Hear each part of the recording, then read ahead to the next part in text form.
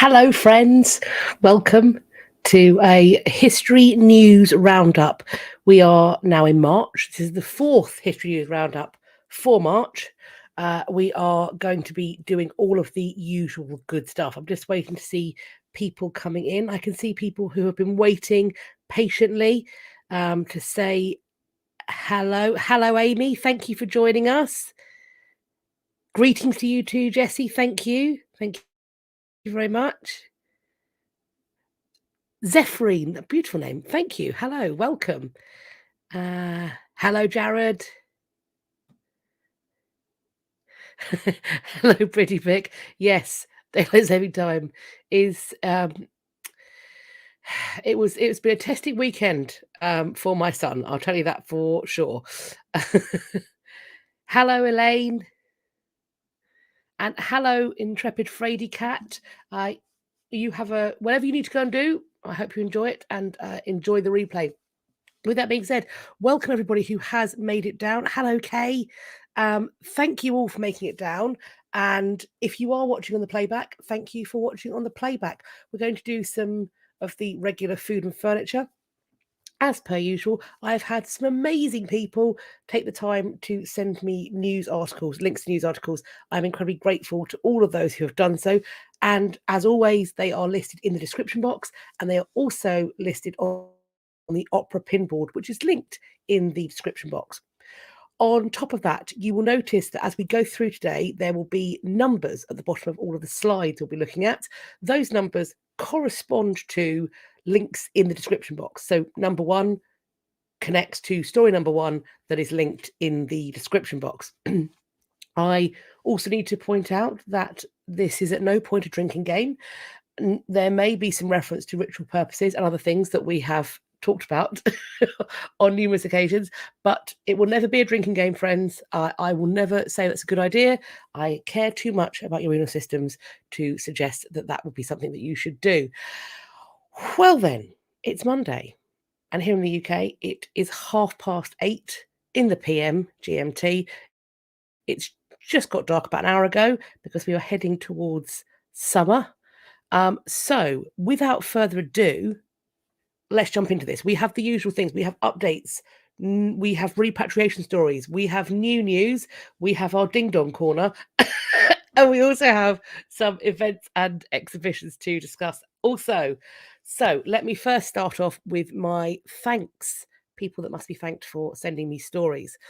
Thanks go to Elverta, Kate, Jessie, Yvonne, Mary, Nicole, Sheri, Gerry. That rhymes and it wasn't intentional, but Sheri and Gerry, Beccy, Anne, Joe, Felem, Maggie, Joseph, and Jennifer. As always, I am incredibly grateful when anybody takes the time and has the thought to see something history news related and think to send it to me. I am very grateful.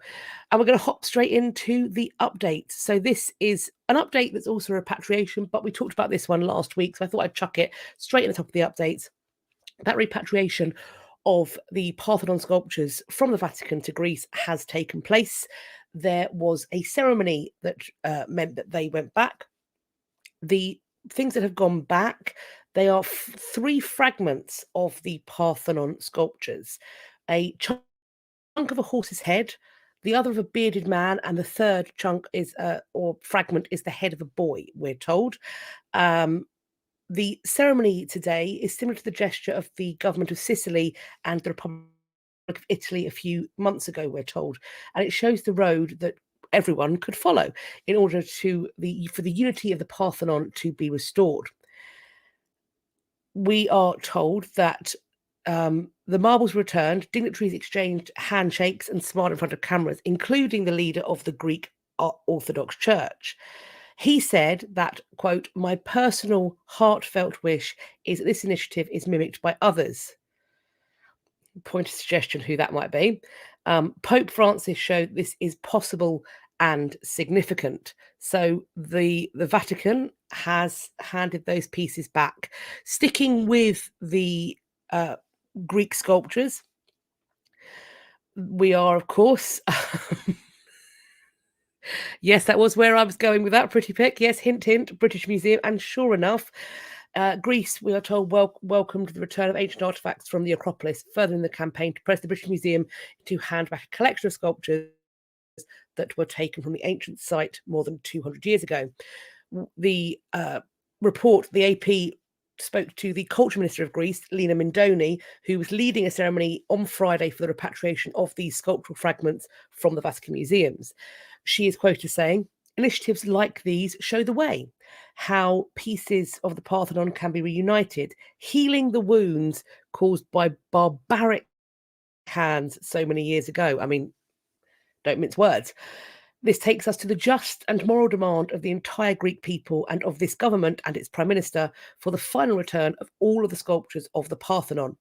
The fragments that have been returned will be added to the collection at the Acropolis Museum, which opened in 2009 at the foot of the ancient site in the centre of the Greek capital. She continued, "Greece cannot recognise possession and ownership by the British Museum because it considers the sculptures to be there as a product of theft." This also has, it repeats information that I believe we talked about last week from the Vatican, but just in case, no, let's recite what the Vatican called this. It called it an ecumenical donation to Greece's Orthodox Church. So Vatican to Greek Orthodox Church. But nevertheless, this certainly adds pressure to the Museum of London, the British Museum in London, to reach settlement with Greece, because this campaign, we're being told, was launched 40 years ago. This act by Pope Francis is of historical significance and has a positive impact on all levels. As we said before, we hope it sets an example for others. The gifting of the fragments of the Parthenon, which have been held in the Vatican museums for more than 2 centuries, shows itself as a cultural and social gesture of friendship and solidarity with the people of Greece. We assure you of our intimate joy. Yep, that's what that says. We assure you of our intimate joy. Have I misread that? If I have, let me know. At the realization of your legitimate wish to have the fragments at home in their place of origin. So everyone talks about, well, what about all the stuff the Vatican's got? Well, they are doing it. So how much longer can the British Museum hold out? This is a question that I'm sure Greece and Benin and everywhere else is asking. It's certainly something that I question. Um, and yes, ecumenical is a great. I'm going to figure out how I can put it into my dialogue more. How I can be like, well, I made an ecumenical decision. I wonder if I can get away with that. Let's let's see. Let's see. I'll report back next week if I can pull off just the flagrant use of the word ecumenical. So that's where we are with the Parthenon freezes. Let's see what the future news brings. It's going to, at a certain point, it's going to be everywhere's hands them back, and the British Museum is the final holdout. And then we have to, I suppose, see where we go from there, don't we? We talked about this last week. The Met and other museums reclassifying Russian art, artists, and things within what was formerly known as Russian art as Ukrainian. And we have here, not everyone is convinced. Oh, interesting. Back on that. Intimate joy seems like a mistranslation. It's, I don't know what that word is. So like deep joy, but like it came off as like well, I suppose if you nope, not gonna say it. Not gonna, you can think it, but don't say it. So I think perhaps understandably, not everybody is convinced. There are questions about it, including, of course, Mikhail Shudovkoy, who is the international culture envoy to the Russian president, Vladimir Putin. It is quoted as saying, "This lame political gesture has trumped all legitimate cultural considerations. The history of renaming world-famous paintings and the disassociation of great artists from the word Russia commenced a little less than a year ago, when the process of abolishing Russian culture was gaining momentum." In a statement, though, Max Holein, who is the director of the Met, said, quote, "The Met's curators and experts are continually researching and examining objects in the collection in order to determine the most appropriate and accurate way to catalogue and present them, frequently, as we're going to find out soon, with the DA breathing down your neck." But in the case of these works, which have been updated following research conducted in collaboration with experts in the field, scholarly thinking is evolving quickly. Because of the increased awareness and attention to Ukrainian culture and history since the Russian invasion started in 2020. Seeing the comments just jumped really quickly. Startled me a little bit. The question of whether Degas considered his subject Russian or Ukrainian has also come into question. Fair enough. By some accounts, the Russian attribution was given by his dealer, Paul Durand-Ruel, who brought the series from the painter in 1906. The Met has reportedly been considering the update since last summer to align with, quote, efforts to continually research and examine objects in its collection. The Degas Russian dancer was identified as woman in Russian costumes in a journal entry in 1899. However, several scholars demonstrated that the costumes are in fact traditional Ukrainian folk dress, although it has not been established if the dancers were themselves from the Ukraine. Regarding the Degas paintings, this Russian culture minister has said, quote, that the cultural bureaucratic London justified its decision on the basis of its own ideas about beauty and the stance of the Ukrainian diaspora in the United Kingdom. That's a lot of word salad. Well done. Continuing on.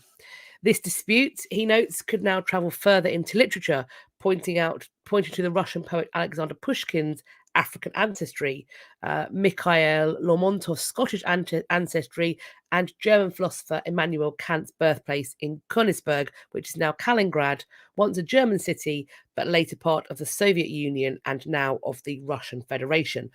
Look, we today talk about people being Italian princes or Italian popes. We flagrantly use the word Protestant to refer, in the very early sort of 1520s and 1530s, to refer to anybody who's of a reforming bent. I have heard Wycliffe be referred to as a Protestant, which is completely anachronistic. People do use language in that way. They do use shorthands. And these notions have to be, when we're talking in a scholarly fashion, they do need further instruction and clarification. We might talk about modern day Italy, we might talk about modern day Spain, and those things may have different principalities or duchies, etc. Nevertheless, this is part of the history of these pieces and their meaning. At least some of the reattributions in this case are credited to Oksana Semenik, who was formerly a researcher at Rutgers University in New Jersey, but who was in the Kyiv suburb of Bucha last March when it was attacked by Russian forces. And going upon the news that's coming out of Bucha, that is a place where significant atrocities took place. So Oksana then began a campaign to correct attributions of artists that were listed as Russian in the university's collection that she considered to be Ukrainian. Quote, I realized that a lot of Ukrainian artists were in the Russian collection. Of 900 so-called Russian artists, 70 were Ukrainians and 18 were from other countries. Then I got really mad, she said. And I think there's a kind of, I can understand why when you feel like, and when you see your nation being run over, that you want to reclaim the cultural parts of it when you can and where you can. As with so many rational decisions, making it more accurate also brings confusion, notes Charles Stuckey, who served as a curator in major US museums. Museums change title of their works all the time based upon investigations. The timing is suspicious. Are they just doing it at this particular time for these reasons? Maybe, or maybe because of it, you have a pressing concern to investigate and see what's going on. It has to be backed up by some kind of rationale to make the change. The field is already very familiar with situations like this because of reattributions of old master art. It does slightly complicate research, but so what? I think that, of course, it's possible that everybody approaches these things with their own politics. It would be disingenuous to say that they didn't. But I think it does a massive disservice to the scholars that are present in institutions like this to assume that they would go to the lengths of renaming so many pieces of work, reclassifying them simply to get one over on Russia. I think that's perhaps the case that what we're seeing there is a sense of Russia's own main character syndrome, and it's not always about you. Love. So, moving on, this is another update we've got here. This is the Darius Ostrakon, that piece that was found with some carvings on it, and they thought that we had this incredibly old name, but then they soon found out that actually a tutor had been showing a group of students and had then left the piece there. This has been handled pretty quickly. The Darius Ostrakon was created as an educational demonstration, not as a prank, and while it was unintentionally left at the site, some archaeologists bristled at the fact that a professional knowingly defaced ancient artifacts, even for educational purposes. Fair point. Fair point. The person who made the sherd to instruct students was not very smart in altering an ancient object, which is one of the reasons I think that led to the confusion, because the piece it was on was in fact ancient. It was the inscription that was modern. That's one thing, but in particular, leaving it on site, that was not a very, very smart thing to do. Fair enough. I would highly recommend that the IAA, which is the Israeli Antiquities Authority, I believe, make it very clear that all exhibitions that altering ancient finds, and in particular leaving fake things on site, is a total no-no. There should be clear punishment, so it's a learning opportunity for all excavations that you don't do that. Fair enough. This is something that I talked about, the hint and this title here, please take your time. The biggest concern for me was how quickly we got to this narrative. The biggest concern that archaeologists have with the Darius Ostrakon mix-up is that it was announced to the public so quickly. And there was little communication with the archaeologists working active digs at the site. And so I did not know that this announcement had been made without contacting the archaeologists on site. Oh boy, so there's just been zero peer review. But equally, my flip side of the question is the news source that reported on it, or the news sources that reported on it. If I was that journalist, if I made my journalistic career out of reporting historical archaeological news, if a find like this comes out, I'd be like, right, okay, where was it found? Who found it? Who's in charge of the dig site? What institution do they work for? Who are they collaborating with? Because first of all, you want to speak to as many people as possible about the possible interpretations of it, but also like you avoid stuff like this happening. So I think there's a question about the reporting of this, that they didn't speak to the people who were in charge of the dig site. We have a quote from Mayer here. There's no legal or moral requirements to talk to other archaeologists about a find, but due to the fact it was found on the surface and not in any excavations, it might have made sense to ask if they knew anything about this. I mean, it's a fair point. Ben Shlomo agreed, stating, quote, "The main problem is not to publish so quickly and to check the results. If you find an inscription not in the excavation process, but from someone else on the site, or someone gives you a sherd that wasn't dug up, then you should be more suspicious." Mayer emphasised, even though there was no reason to suspect it was a fake, this is the proof in the pudding that anything found in uncontrolled excavations on the surface should be related to with much suspicion. All archaeologists contacted by the Times of Israel hailed the IAA for taking immediate and full responsibility for the mistake. It's not easy to admit you made a mistake, and I completely agree with that. and I respect them for doing that in a clear and unambiguous way. So I fully agree with that. To go, we announced this. This is not what we think it was. Here's what happened. That, we're talking within, I think it was a day, 2 days, we had the full story just out there. That was some excellent, frankly, crisis management. Maybe in the end, this whole situation was for the best. If we hadn't published it, we wouldn't have gotten in touch with the researcher. Then there would be this error in understanding of the history, and that's the worst thing that could happen. Fair enough.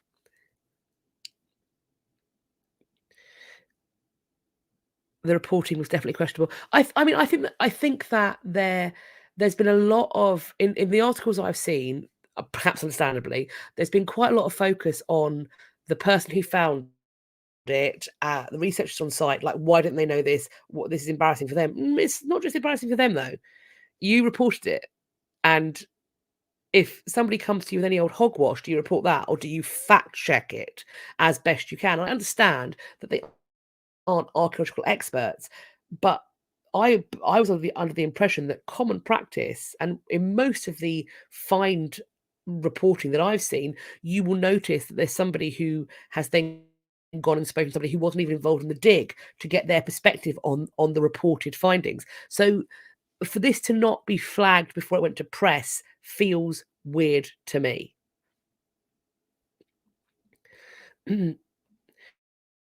We have this update on the finds that were made at the birthplace and home of Harriet Tubman.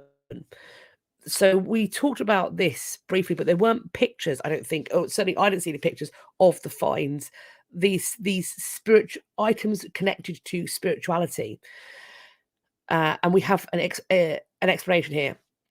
Hoodoo was created by enslaved Africans between the 16th and 19th century, composed of two components, spiritual and the practical. Conjure involves working with and calling upon spirits and ancestors, while root work involves working with organic material for healing, self-defense, and protection.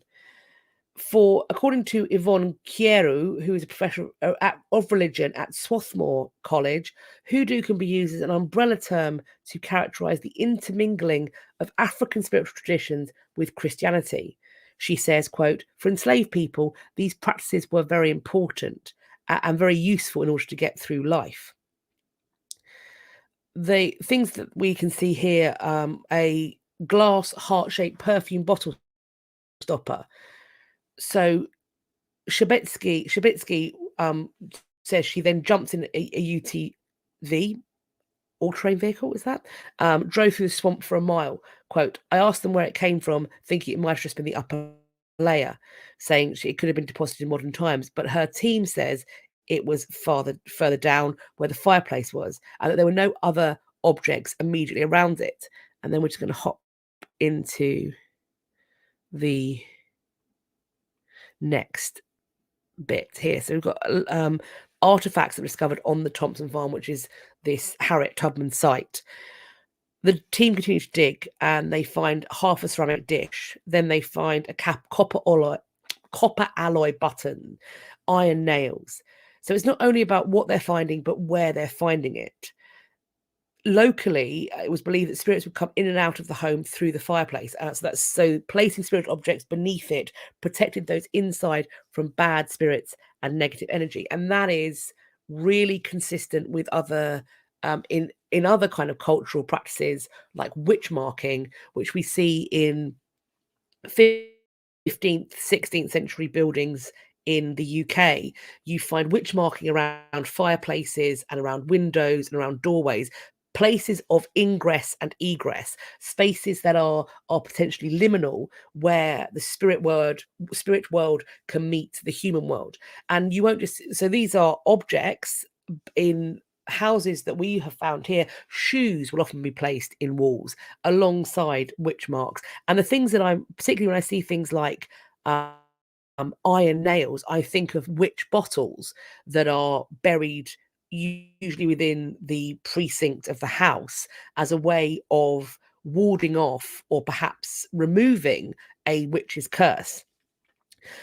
Whitney Battle Baptiste, which is a fabulous name, who is an anthropologist at the University of Massachusetts Amherst, says that the placement of these artifacts is extremely important. In order for the enslaved people to be able to practice their spiritual traditions, they had to hide their tools from their Christian enslavers. And I think it's worth mentioning that there's a questioning of where a reforming Protestant or even puritanical community would see objects like this. Where does the thing about superstition um, match and meld in with almost kind of heresy and the occult? They weren't going to build a little temple over here, put a bunch of rocks and pots where they wanted, because it wouldn't go over well on a plantation being controlled by a Christian. So, so well, yeah, certainly wouldn't. There's this idea of keeping spaces that are open, protected. So you will find these artifacts near doorways or fireplaces. Once archaeologists like Mark Leone, who has excavated in Annapolis and Maryland's eastern shore for decades, began to recognize these artifact clusters, these spirit bundles, everybody else began listening and started to become more vigilant about the things they were finding. According to Battle Baptiste, this increased attention to the lives of the enslaved should include revisiting existing collections of artifacts, collections that could take on a whole new meaning.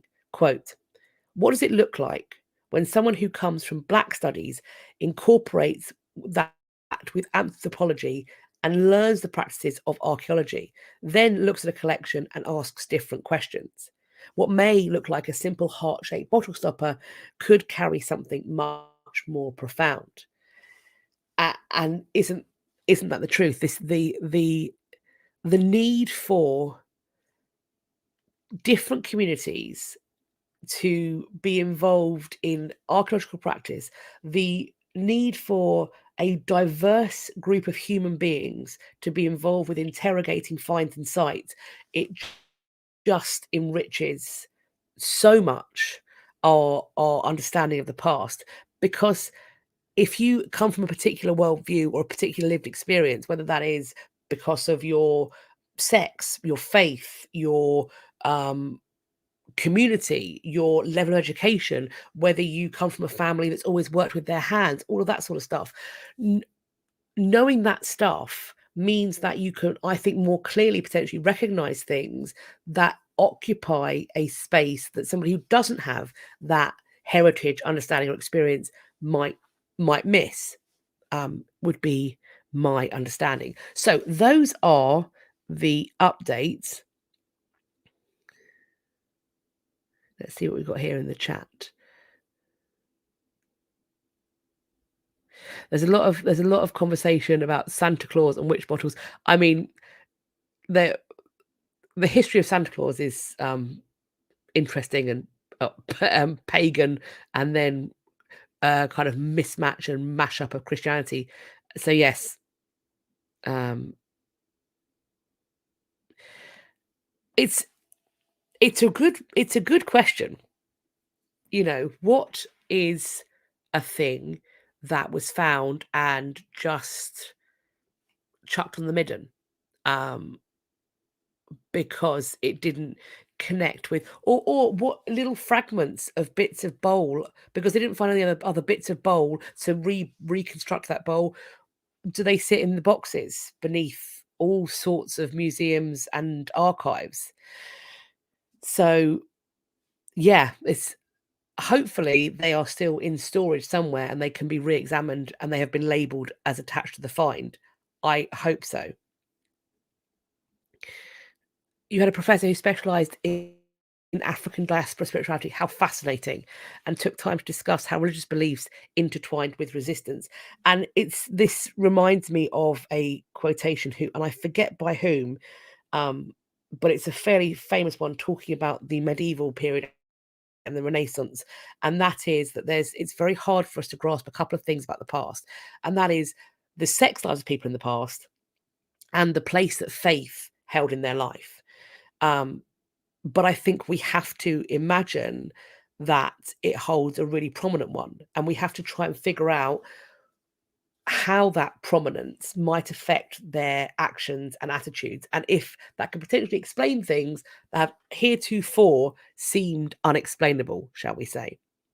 So those are my updates. We are now going on to repatriations. Let's hop in, and we're back at the Met, friends. A new report has linked more than 1,000 antiquities in the Met Museum's collection to traffickers.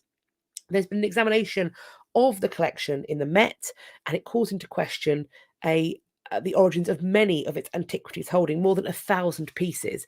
Or just one second, that professor specialising in African diaspora, Dr. Daniel Walker, and you think he wrote a book called Cry No More about it. Really, I'm going to see if I can hunt that book down. Hopefully it's gone into another edition. Otherwise, it will be in a copyright library, and it'll give me an excuse to hop off to the British Library and have a look. Fabulous. And Rebecca, Mark Leone was identifying those important features since the late 1990s.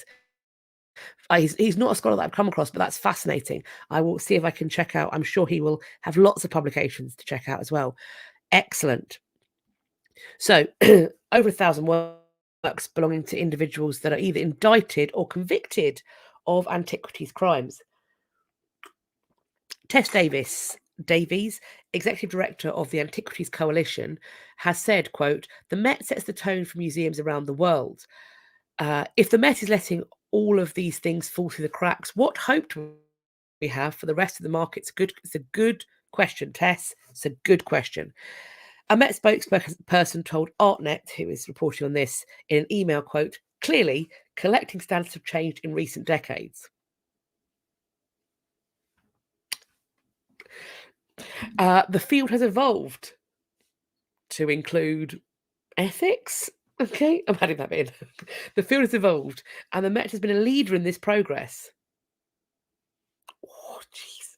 In addition to our commitment with all the laws and professional standards, our actions are driven by 3 activities: research, transparency, and collaboration, and also a DA investigation.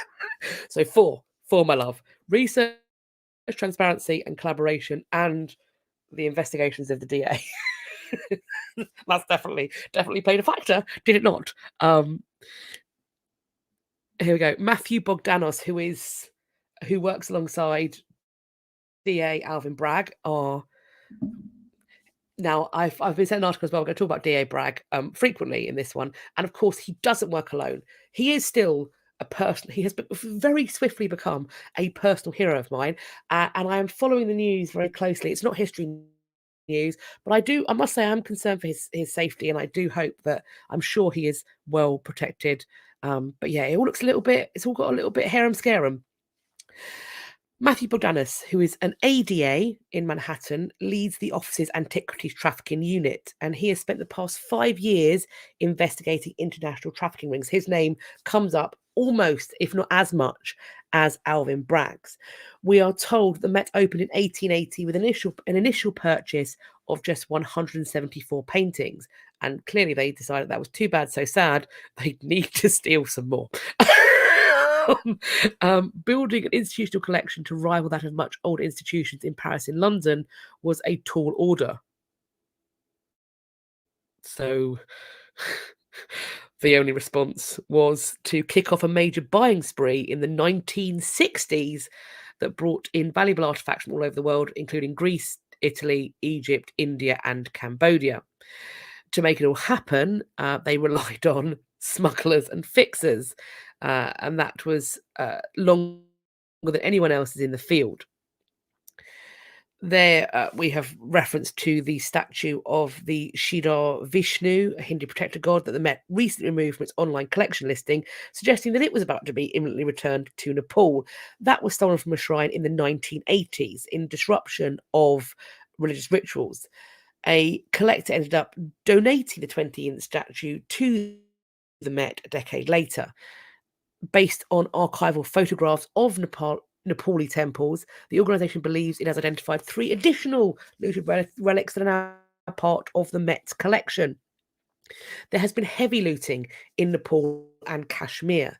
Only 3 of the Met's 250 antiquities from those regions have any records about how they initially left their country of origin. Nepal has an antiquities export ban in place since 1956, meaning that many of the works acquired internationally after that year are likely to have been stolen. And considering we've just heard that the buying spree of the Met happens in the 1960s, ding-a-ling-a-ling-a-ling, we have some issues. Suzanne, when you're trying to outlook the British Museum, what I will say is that, to my knowledge, no antiquities trafficking investigation has taken place in the British Museum. We also see a fairly light touch with the large auction houses, I would say. So it doesn't mean the Met has a poorer reputation or poorer behavior. It just means that they are in a position where somebody can look behind the curtain. And I don't think that that's happening at the British Museum because it's being run by a former MP. So cool, cool, cool. Institutions that have returned allegedly looted artifacts that came from Rosen. So this is the people who are connected to the Met, Douglas Latchford, the Rosens, and also Subhash Kapoor. All of these, they still have pieces in the collection that are being looked into. The Rosen's business partner, the late Robert E. Hesh, over 20 works in the Met's collection come from Hesh, who continued selling to the institution even while they were under investigation. In 2008, a vase that was valued at $1 million was returned to Greece, but the Met still has 7 more, and there's no record about how they came out of their country. We know that Subhash Kapoor, that name is a massive red flag. He's been convicted and is set to serve 10 years in jail in India for antiquity smuggling. The museum still has 85 pieces linked to Kapoor or his gallery. So we are continuing with that. This article was sent to me, probably the most. This was sent to me. The stuff was illegally dug up. New York's Met Museum sees reputation erode over collection practices. And here's the thing, because there has been and there is increasingly pressure being placed upon these institutions to look into their collections, to repatriate, to not hold on to looted artifacts, failing to do so is really bad for business. Like on a purely fiscal, smart investor sense, this stuff is bad for business. We have quotes here from Erin Thompson, who I talked about before. If you are on Twitter, search Erin Thompson and follow their account, because I believe that the account is Art Crime Prof. And Erin travels around the world trying to figure out what bits and pieces aren't where they should be. So do follow Erin on Twitter. Erin says, the Met was established to be in competition with the major museums around the world. It wants one of everything. When you put those conditions together, it's pretty dangerous in terms of making the most ethical decisions. But the Met is not alone in its struggles. True enough, around the world, museums are facing a reckoning over how to deal with looted items in their collection. We have London's Horniman Museum, Washington's Smithsonian, various German museums, all repatriate items back to Nigeria. In the first 2 months of this year alone, museums and private collectors from the US, Spain, and Australia have repatriated dozens of looted relics to their countries of origin. Central to the issue are problems endemic to the antiquities market itself, in which transactions worth millions of dollars can be conducted with no due diligence on the part of museums and auction houses. And well, if they were stolen, they're going to be they have been forced to give them back, Dana. They have been forced to give them back to their country of origin because the DA's office have made them. So they absolutely, if they can be found to have been stolen, they absolutely will be forced to return them because it's illegal for them not to. The one thing that I will say as well is that this trafficking and the money that's changing hands, this is potentially a really good way also to clean your money. Like, when you're dealing with criminal trade, the other stuff that's funding, and we are talking about millions. This is $1 billion industry, and there are other $1 billion industries connected to this, no doubt, being funded and and sharing out cash in between themselves. And in doing so, they are funding some of the most violent and unpleasant human beings on the face of the earth. People who make other people's lived experiences today exponentially worse. And so thus I think we should it's serious regardless. I think the stealing of antiquities is serious regardless. But what it connects to and what it could potentially chime in with, to me, is it could be really, really dangerous.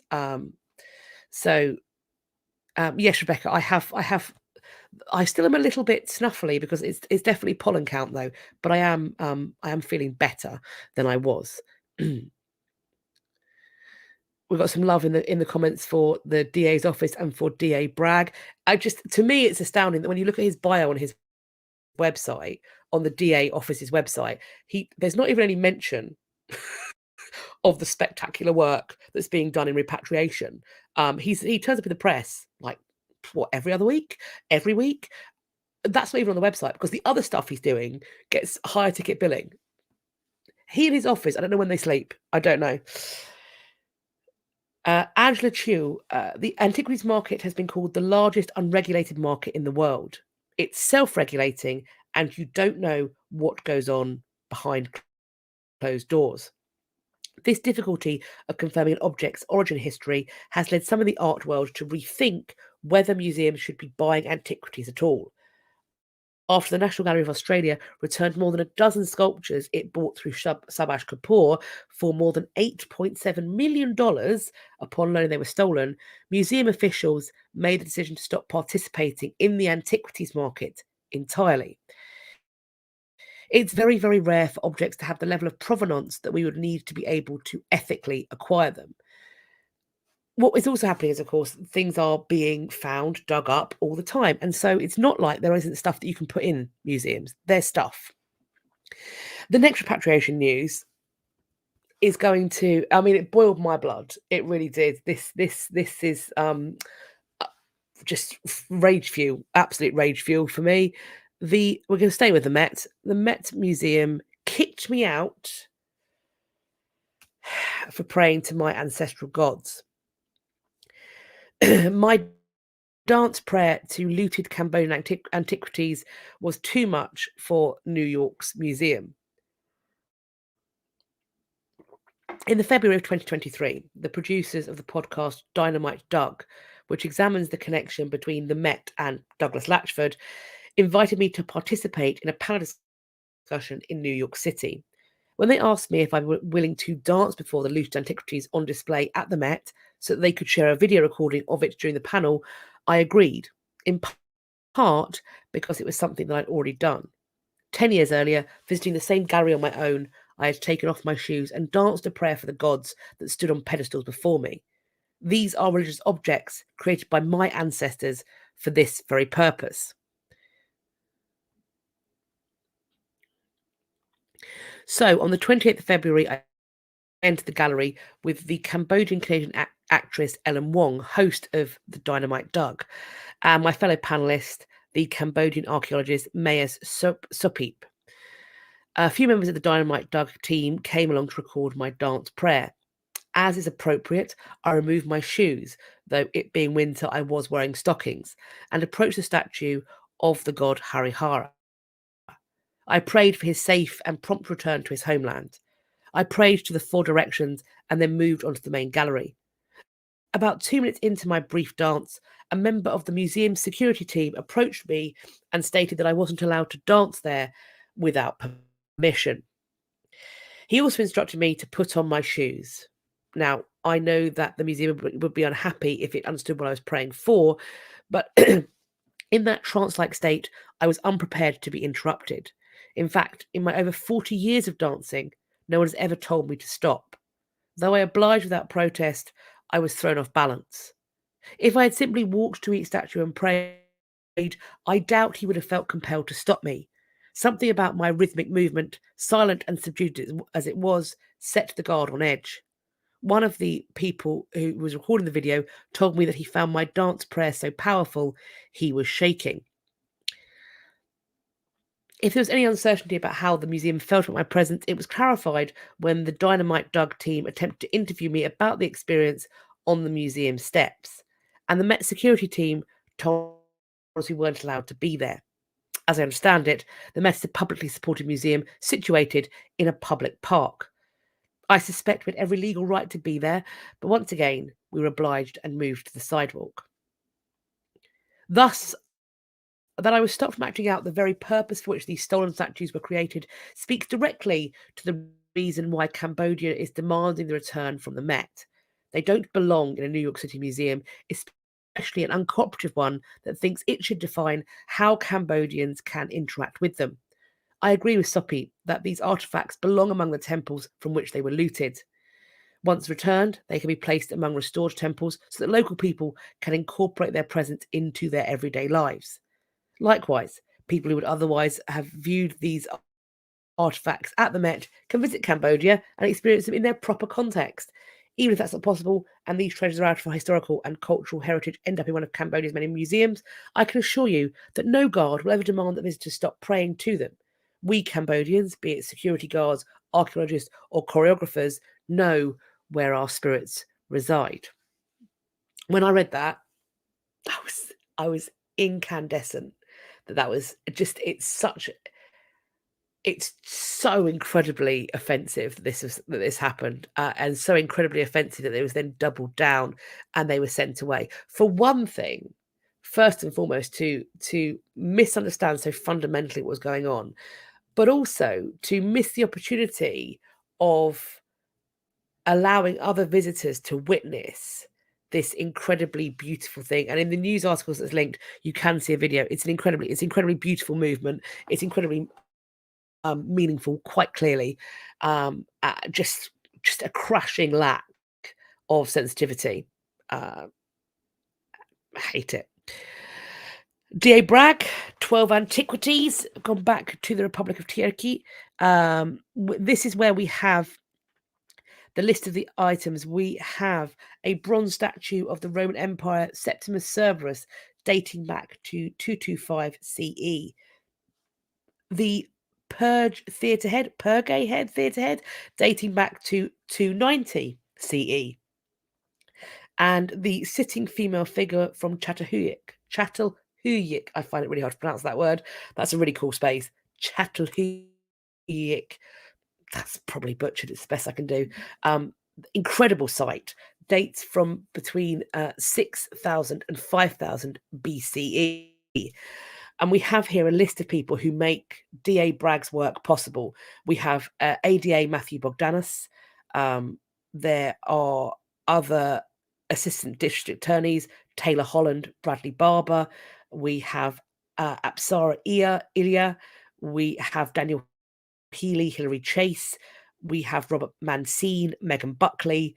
We also have Zeynep Boz, Berku Odzimir, Nimit Bal, Utku Yutsiva, and additional investigative support provided by Elizabeth Marlowe, who is the Associate Professor of Art and Art History at Colgate University. And the ADA and the DA's office would also like to thank Shelby White for her assistance and cooperation with our investigation. I believe Shelby White had things that she shouldn't have had potentially. These are the investigation. These were all antiquities possessed by Shelby White. We saw pictures of her stood on that mosaic, I believe. So what I think we are seeing here is that it is very much a team effort. I still think that D.A. Bragg is, to my understanding of how these offices work, he is in charge of the office and culture is set from the top. So the achievements that this incredible group of people are making, and for which I certainly, and I know that many of us are incredibly grateful that this work is being done, I still believe that we can thank D.A. Bragg for setting that culture and clearly making it a priority. Final piece on repatriation. This is a question about how we describe mummified human remains, and that perhaps we should take the word mummy out of our vocabulary. And that's an interesting point, because of course mummy is it's a word that looters have used, isn't it? There is a discussion that perhaps we should instead use the term mummified remains as a way of pushing forward that this was once a real person. It displays an individual more sensitively. I don't think they should be on display anyway, but if we're going to, let's treat them as former human beings rather than not doing so. I suppose there's better ways to do it than others. The British Museum told CNN that it hasn't banned the use of the term mummy, and it's still in use across our galleries, but our recent displays have used the term mummified remains of and include the name where known of the person who has been mummified, to emphasise the fact that mummified remains were once of people who lived. Yes, British Museum, remember that they were once living people. The term mummy is modern rather than ancient. It's a descriptive adjective for objects. The terms mummy mask, mummy case, mummy bandage are all used on labels. Like many museums, important aspects of our collections and the way we display them have been shaped by imperial and colonial thinking and actions that were based on racial and racist understandings of the world. In response, we are reflecting on how we represent imperial and colonial past to our audiences. In our galleries, we are making changes to displays and labels to address historical bias. And this is the thing, that there are certainly people at all of these institutions, I know because I've spoken to them, for whom these conversations about decolonization, about repatriation are at the forefront of their minds. Just like the Guard, Laurie, you pointed out, were they following museum regulations? This, as with DA Bragg, culture is set from the top. So if this stuff is not working, if this stuff is going wrong, it's not curators, it's not cleaning staff, and it's certainly not guards patrolling the culture. It's not the people in the gift shop. It's the culture is set from above. So if there's a problem, it's there. I don't know why YouTube is doing this. All I can tell you is that 8:30 GMT, on a Monday, I'm going to be seeking to do this regularly. I don't know, but just humour me. If you haven't already, hit subscribe, hit the bell icon, select all. Maybe if loads of people do it, it will start notifying people. I don't know. Hi, Paul Beans. Thank you for joining live. Nice to see you. And yes, there was a paint called Mummy Brown that was made up of mummified remains, and people also used to eat mummies as well. It was a wild time. Now I need to. We have got 3 slideshows. I've talked about this before. We are now hopping on to the next slideshow, and in doing so, we will be discussing the new news. So I'm going to swap off our stream. Here we go. So we're on to the new news. This incredible plant-eating dinosaur had the longest neck known to science. It's a herbivore. It's one of the long-necked sauropods. And it is thought that its neck stretched out a distance of 15.1 meters or 49 feet. And they think that this is possible because the vertebrae were filled with, they were air-filled and honeycombed, which is interesting. How they managed to balance these exceptionally long necks did, however, continue to puzzle scientists. It's thought that a similarly long tail might have stopped the sauropods from toppling over, but how could it lift its head up without collapsing under the weight of its neck? What about its turning circle should something approach from behind? We have here that the scientists involved say we have really no idea about how the animal would have worked mechanically. It would require a lot of muscles to hold up a neck that size. Then there's the question of how it gets air into the lungs and back up again. At least in the last point, Barrett and his colleagues aren't in the dark. They've used CT scans to peek into the fossilized neck bones, and this has helped them to theorize how it could suck in sufficient air. This dinosaur they found had numerous balloon-like air sacs all the way down its windpipe into its lungs and chest. These air sacs even formed hollows inside their bones, creating a lattice of air pockets larger than the lungs themselves. So, based on the imaging, researchers estimate that these air sacs made up 69 to 77% of this dinosaur's neck bones. Is that the way modern giraffes work? I have no idea. I cannot pretend to know how a giraffe works. Um, there was some conversations as well about people eating mummies. People did eat mummies. They did. Um, it probably didn't make them sick because it was so old, frankly. And Mandy, you are correct. It is the same time where you could get laudanum. So yeah. So based based on this imaging, this lightweight build would have been critical to lightening the gargantuan necks of these largest sauropods. But without further bony reinforcement, these lightweight skeletons would have been a flop and prone to injury. So, not so great for headbutting their rivals away. They therefore have found that this dinosaur also had neck ribs, extensions of the vertebrae that stiffened and stabilized its neck. For all the hoo-ha about M. cyanocadorium, which is this sauropod being the longest necked dinosaur discovered to date, the odds are that lived alongside other larger, longer sauropods that we haven't met yet.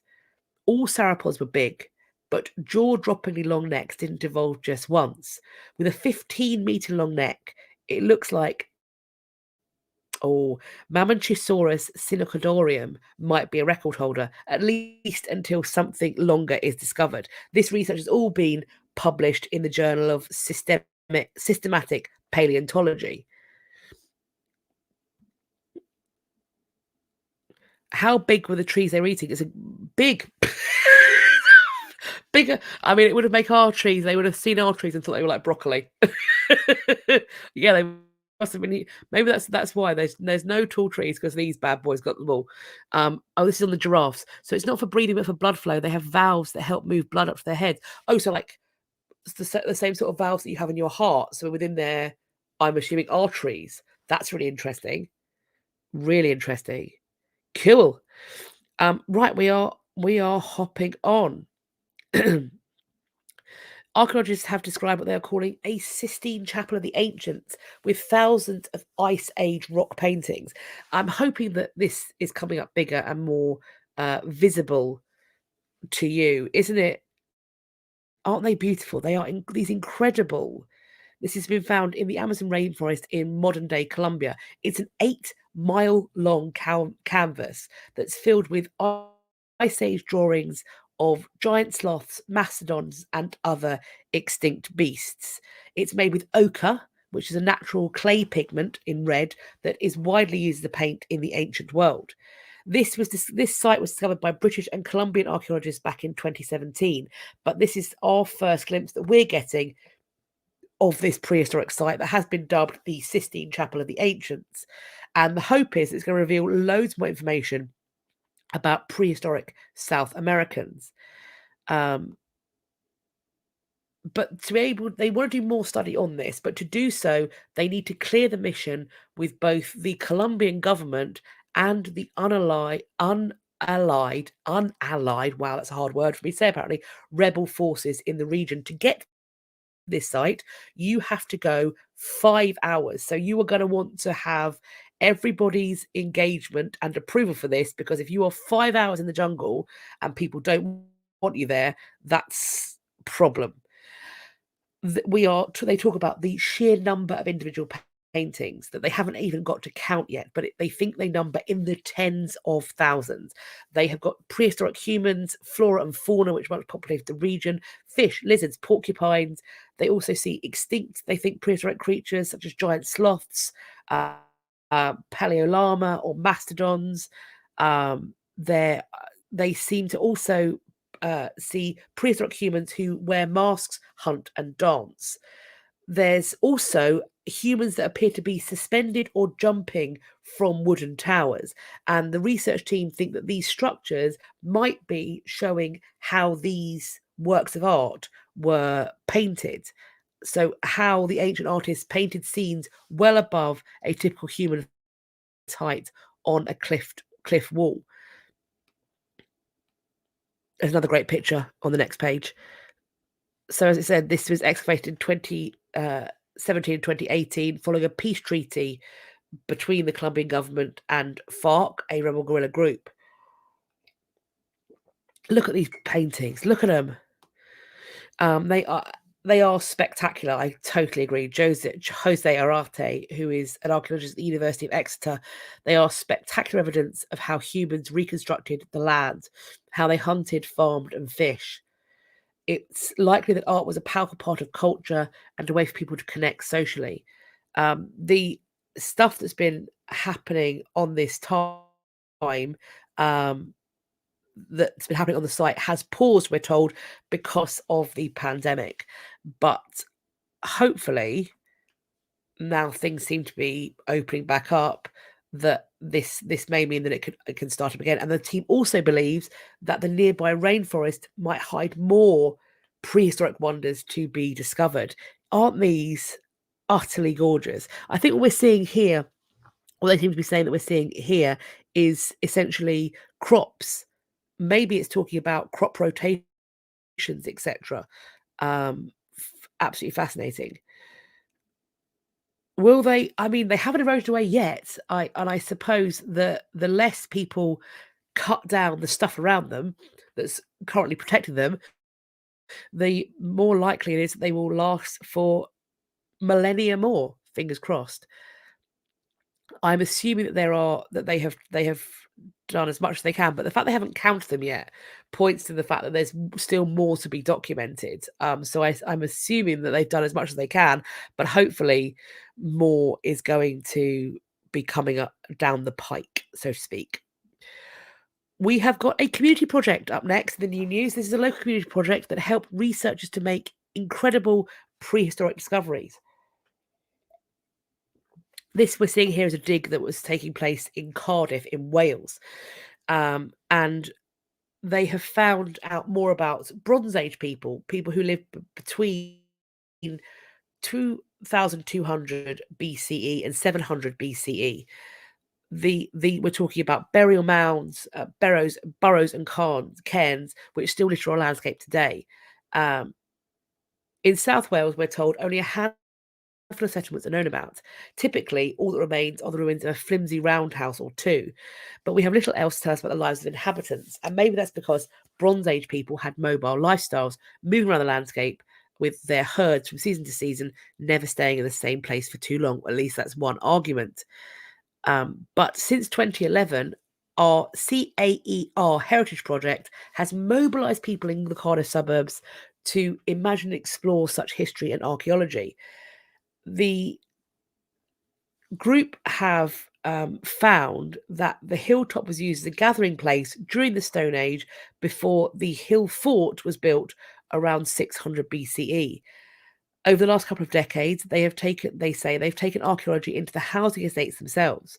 During the COVID lockdowns between 2020 and 2021, local residents did their own mini digs in their own gardens, and many doing this discovered prehistoric items such as flints and pottery shards.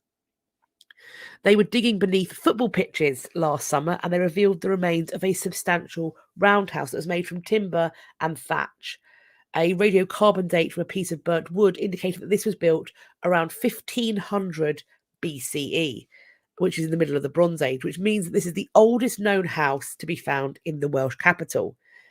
Even more amazingly, the floor surface that its occupants had walked, worked, and slept on was still there. Trampled into this floor were finds of flint and stone tools, pottery and burnt bones, giving an example and a glimpse of Bronze Age daily life. We have got here a photograph. Look at that incredible pot, a portion of a pot that's been made, and how much of it there is. We're told that no other Bronze Age settlement like this has been discovered in in South Wales. And so, of course, there are lots of questions. One thing they do know, they say, is that none of these discoveries could have been made without the passion and participation of local people. Almost 400 children were involved in the dig, as well as hundreds of volunteers who gave up more than 3,000 hours of their time to help out. What sets this project apart from other community archaeology projects is that the people have remained involved in the work way beyond just the excavation process. Children and adults have sieved, cleaned, and analysed our finds and continue to research the Bronze Age in their spare time. Buoyed by such enthusiasm, we will be back digging in Trelay Park this summer, where once again we're going to be working alongside our passionate assistant archaeologists colleagues. We're excited at the prospect of what we may uncover. Isn't that fabulous? So I think all too often we have kind of amateur archaeologists that come in, find something, and then they get shut out, and then a team of experts comes in, and then at the very end, the people who were involved get told.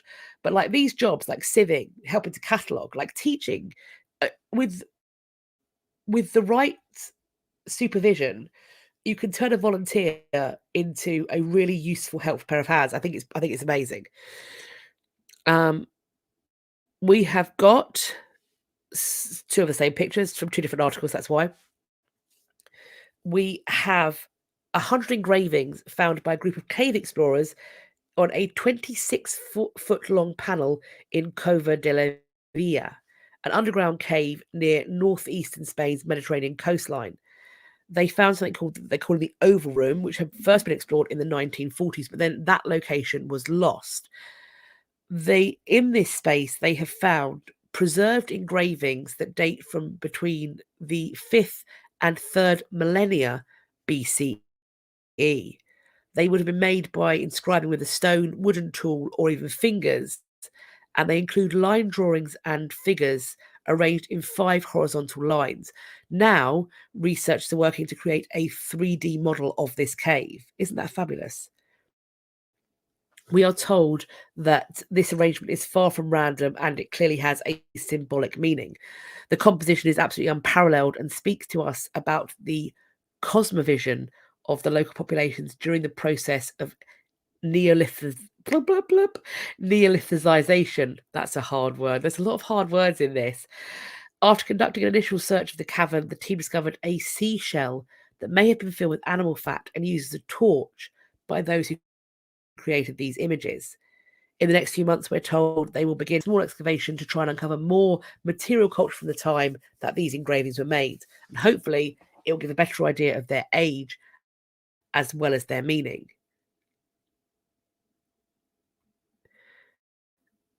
Oh, wow, Dana, so that's the Welsh site, the children. Isn't that fabulous as well? Because what is going to give it, this is the thing, when people say to me, how to get my child involved in history? How to get my child to love history? This is how you create a generation of historians and archaeologists, and not just that, but scientists. This is how you create curious minds doing stuff like this. I think it's fabulous. Children make great diggers. Do you know what? I think given half the chance, my son would scavenge his way under a fence with his tiny, tiny claws. Okay, we're moving on. This is an unexpected enterprise found in a prehistoric United Arab Emirates village. They have found this incredible collection. This is a really long article. I'm just showing you a bit of it. Incredible collection of the remains of various shells. Some were clearly used and cooked to be eaten, but others, they're calling it Jew jaws, or what I would call G jaws. There's a G jaw manufacturing industry making essentially little trinkets and pretty things and ornaments. And in this space, they've got a manufacturing industry using things like mother of pearl, which we're told has been prized since the Neolithic period in Arabia. And indeed, it is still, people think it's beautiful. Archaeologists have noted that they have found both unworked fragments and polished plaques of mother of pearl. No finished products were found, which they think possibly both the copper and nacreous deposits, nacreous deposits were sold to Mesopotamia, which had a large appetite for both. They found cone spires and giant frog shells that were made to use decorations. The team working on this site speculates that Masafi may have had a workshop, albeit a small one, to process frog shells, and it's been postulated that the unbroken ones could also serve as containers. And they've based comparisons on giant frog shells found in Mesopotamia, southeast Iran, eastern Arabia, and the Indus Valley, which is modern day Pakistan. Again, the archaeologists believe they can discern ancient trading going back to at least the 3rd millennium BCE. And part of that trade were beautiful items made out of the shiny, shiny insides of oysters and from mother of pearl. How fabulous is that? We have also got an 11-meter giant statue of Dionysus that's been found. This piece has been found at a marble quarry. So it's thought that the piece was actually being created in this quarry and then it's been abandoned. The figure, we're told, is roughly carved, but we have a body with head, beard, and ears and beginning of hair, all of which are discernible. They've cut the arms as rudimentary rectangles, and they've also started to shape the feet. They are being set on a plinth that would have been 50 centimeters high. So it's thought that these would have once been being carved to hold up a temple roof, but that they were abandoned because they found faults in the marble and stone they were carving. The paradox, we're told in this case, is that this particular kuros is that it didn't come off after it was made, although there are no obvious defects in its construction. So what we have is a monument of immense value because it's located in its natural environment and not in some museum, which helps us to understand better the culture that developed on these islands during antiquity, but also how quarries functioned as artistic spaces, clearly. How fascinating.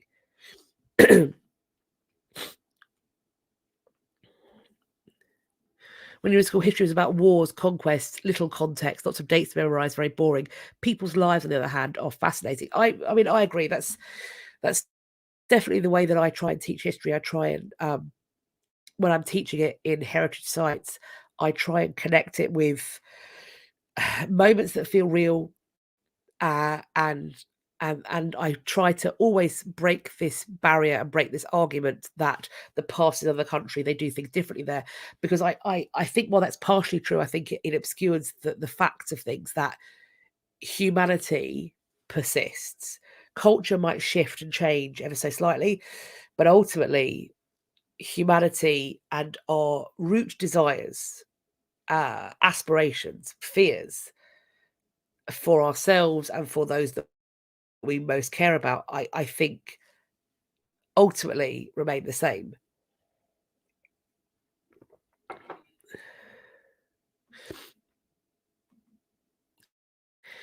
A complete depiction of the zodiac has been found in an ancient Egyptian temple. So the first picture on the left-hand side, we have a depiction of Sagittarius, and then on the right, we have Scorpio.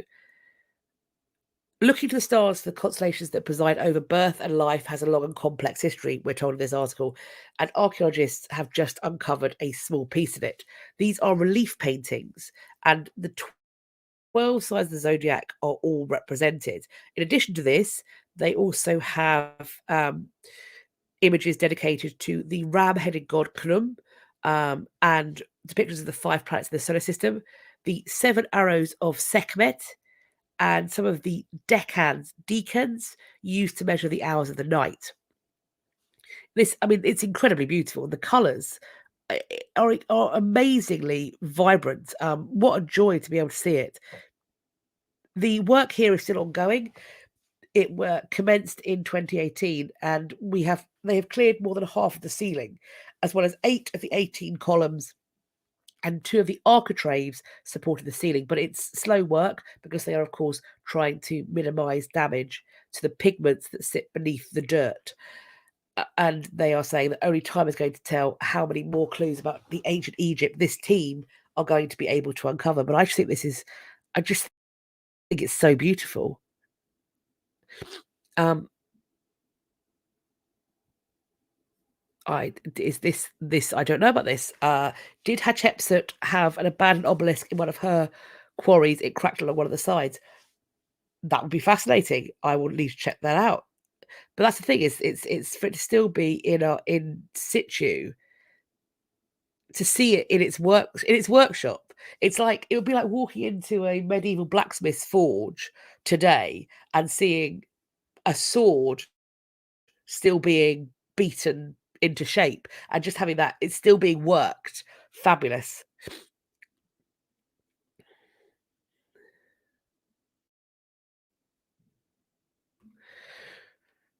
Staying with Egypt, we have broken statues of ancient royalty found at a sun temple in Heliopolis, which was an archaeological site that's now once near to what is now Cairo. They've got depictions of Ramses II, Ramses IX, Horemheb, Psamek II, and this is all being released. This news was released on March 20th. Peter Brand, a history professor who specialized in Egyptology at the University of Memphis, says that there's much we don't know about this site. For instance, while Ramses II was a prominent pharaoh who expanded Egypt's empire, it's not clear if he rebuilt parts of this sun temple or continued to use an older one. We're told to have only scratched the surface of this area, and much of its rich and complex history over the course of the last few millennia of pharaonic history patiently awaits discovery beneath the desert sand. Ooh, exciting. How tantalizing. Wendy, how your English teacher in high school got every single class member to enjoy Shakespeare. She emphasized that no matter the language, the motives and emotions and humanity were the same. That's the thing. And if you can get somebody to teach Shakespeare who loves Shakespeare, I guarantee, and if the teacher knows what every word means, they can give that gift to the students. They can give that class ownership of that text. And when they have ownership of the text, they love it. I Anybody who tells me they hate Shakespeare, my argument is they've either seen companies perform it who don't know what they're saying, or they were taught it by somebody who was teaching it under sufferance.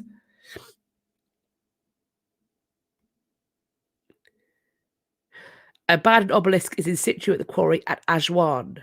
Aswan. And there's definitely a damaged obelisk in an Egyptian quarry. Can't remember if it was associated with Hatshepsut. This is great. It's wonderful to get the answers in real time. Thank you, friends. I'm very pleased. We're going to hop from Egypt to Rome. A monumental Roman complex has been discovered in France. It's been found in northeastern France, and this is a Roman era complex that dates from between the 2nd to 3rd century AD. It's got 2 porticoed galleries at 65 feet length, forming the arms of a U. They've got more than 20 rooms occupying the galleries. There's these 9 of the rooms would have been part of traditional baths, with 5 of them having a hypercaust underfloor heating. So within the empty house between the galleries, there's 2 rectangular masonry buildings that might have been part of a backyard. And one of many was a basin or fountain. There's pressurized water pipes discovered that would have fed this water feature. They have also found painted plasters with floral motifs. I think they mean tiles, potentially. With some of the tiles, the pigments of these tiles being used was Egyptian blue, so extremely rare.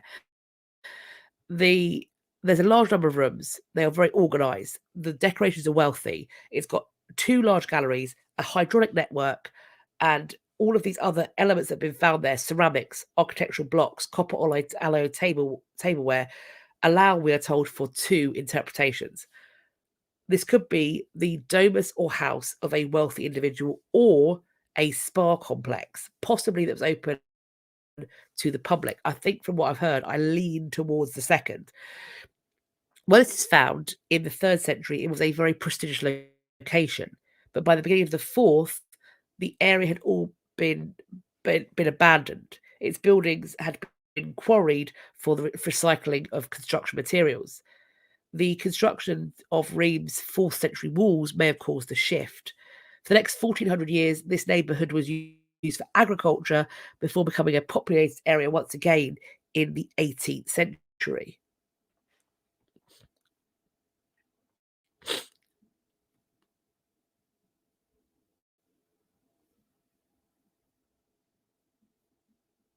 Just looking at the comments, I didn't freeze there. Oh, so this is the Hatshepsut. So this it has her name on it, so it is hers. Thank you very much. We're staying with Rome. We've got an abandoned mosaic floor found at Pompeii. This was, of course, which was abandoned following the earthquake of AD 62. This reaches excavations involving archaeologists from the Archaeological Park of Pompeii, the Freie Universität of Berlin, and the University of Naples L'Orientale have revealed a section of mosaic flooring off of the Villa dell'Abbondanza, which is off the main street, Decumanus Maximus, which passed through the city. This is part of a domestic house, a domus, where the Stabian baths would later be constructed in the 2nd century AD. This was flattened in the years following the earthquake, and the area was converted for part of the bath complex and several shops. This team were excavating the western part of the bath complex in an area known as the Three Tabernae, a corridor between the natatio or swimming pool that leads on to the Vicolo delle Perne. Below the AD 79 floor of the level of the corridor, they found the remains of a white mosaic bordered by a black band, which is what you can see. It's quite small in my picture, but I think you can probably see it bigger if you've got a bigger screen. It tends to be how it works. It's got a central polychrome emblem featuring a geometric pattern. It was made with black, white, and green tesserae, bordered with a double red and black band, with a similar design to the opus sectile floors of the Stela of the Temple of Apollo. Gabriel Zutrigel, who is the director of the project, said, quote, "Thanks to new research by the University of Berlin and the University of Naples, today we can begin to rewrite the history of the block, inserting a further chapter, that of a sumptuous domus, or home, with exceptional mosaics and spacious rooms, which occupied the western part of the baths area until a few decades before the eruption in AD 79.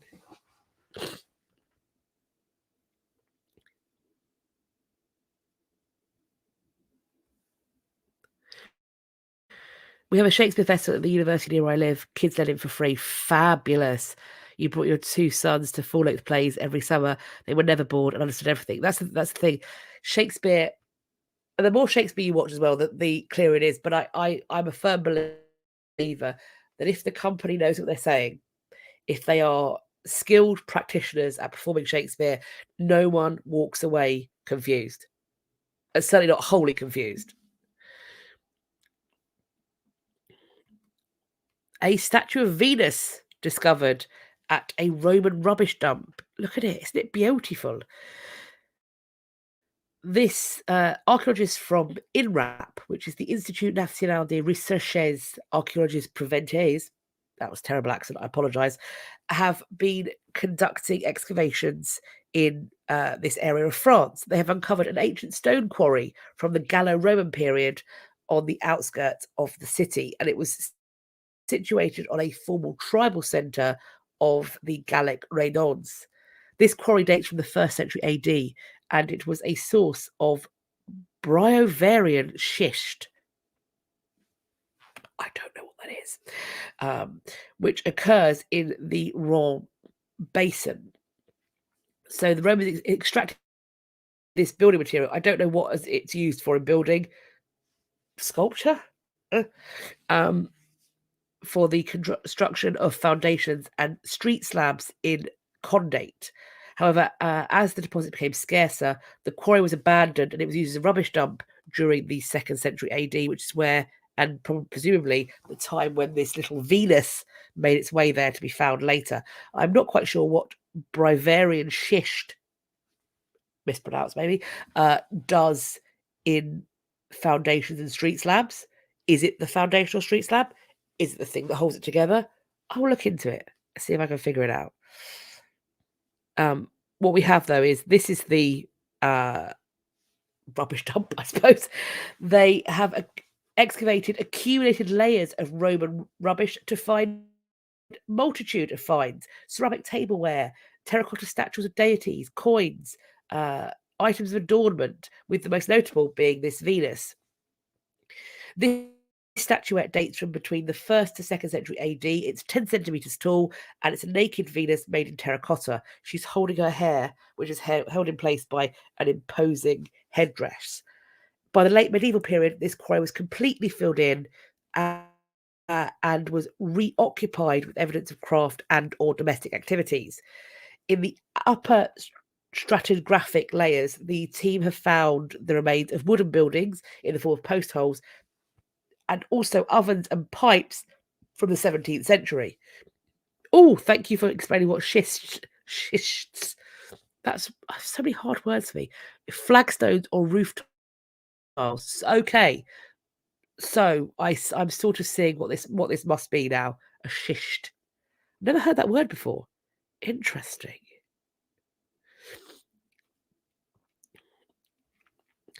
We have a Roman mosaic found underneath Colchester. In fact, it's been buried under a pavement outside a vape shop. The tiles were told were originally discovered in the 1980s. Builders carrying out works for the shopping centre at the time revealed the mosaic, then recovered the area. Now a project is underway to uncover the mosaic in Red Lion Yard and to display it beneath glass. And this is supposed to be happening by the end of the summer. Fascinating. The manager of Lion Walk Shopping Centre said that displaying the tile art would help promote the city's Roman heritage. It absolutely will. We have a quote. The initial dig is outside a vape shop, but Mr. Martin Leatherdale, said the team, led by Lion Walk and Colchester City Council, is in partnership with Colchester Archaeological Trust. He said, quote, "We're uncovering what's already been found, but we're also exploring further than that. The amount of traffic and inquiries and engagement that it gets is just off the scale. I've never seen anything like it." He said that the first stage is to investigative works is to, quote, "fully understand how much remaining mosaic might be underground." And then let's take a look at this picture. Lovely, lovely. There will be a secondary set of work to look at the moisture content of the ground, which needs to be scientifically considered for the encapsulation, which is a way to preserve it so that it doesn't get damaged by taking the ground off of it. Philip Crummy, director of Colchester Archaeological Trust, said, quote, "The exposing permanently of part of a decorated Roman mosaic in Colchester is a fantastic idea. Over 40 mosaics have been recorded over the past 2 centuries in Colchester. Understandably, big Roman centre. I'm fairly certain there are more mosaics in Colchester than any other Roman town in Britain. I would not be surprised. Coloured mosaics are something that people associate with Romans, and Colchester is not well enough known for its Roman heritage as it ought to be." David King, who is leader of Colchester City Council, said, quote, "It's glorious to see our rich history unveiled again. The Romans, led by Emperor Claudius, invaded Britain in AD 43. Their control of the nation ended in around about AD 410. So I now have to, once again, switch over my little PowerPoint to our next chat. We're on to Alexander. This, however, I'm still putting this in Roman because of where it was found. We have the use of AI analysing a 2,000-year-old burned parchment. In this parchment, they found mentions of generals and usurpers who succeeded Alexander the Great, who is also spoken of in the text as, quote, "the good king who was ruling as in Homer's Iliad over the gigantic empire."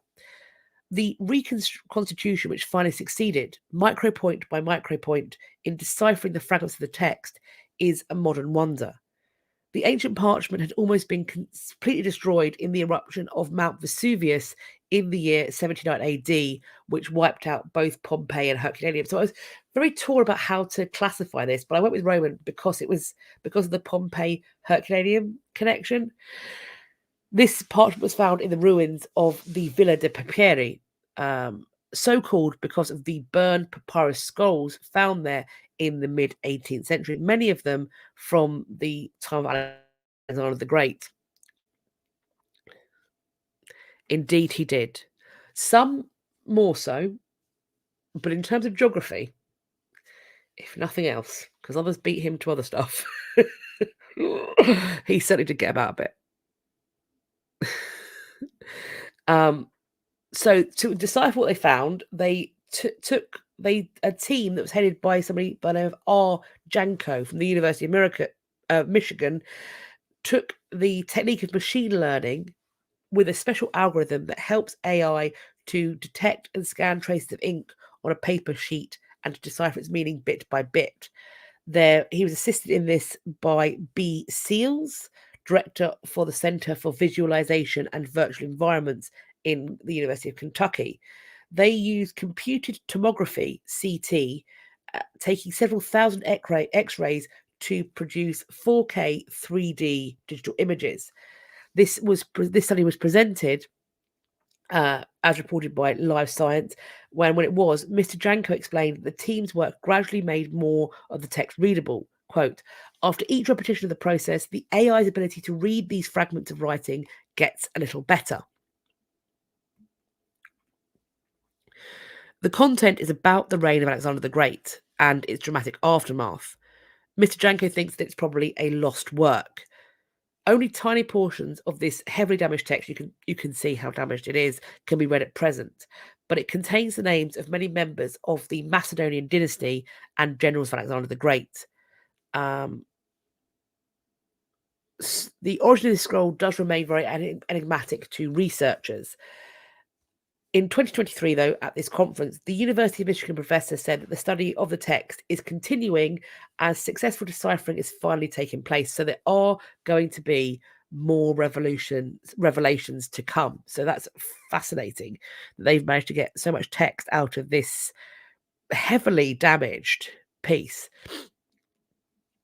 I couldn't agree more. It's the same with so many things, though, isn't it? The internet can be a screaming cesspit of misery, but it's also the thing that gives us the capacity to have this conversation and to chat in real time and talk about all of this new stuff.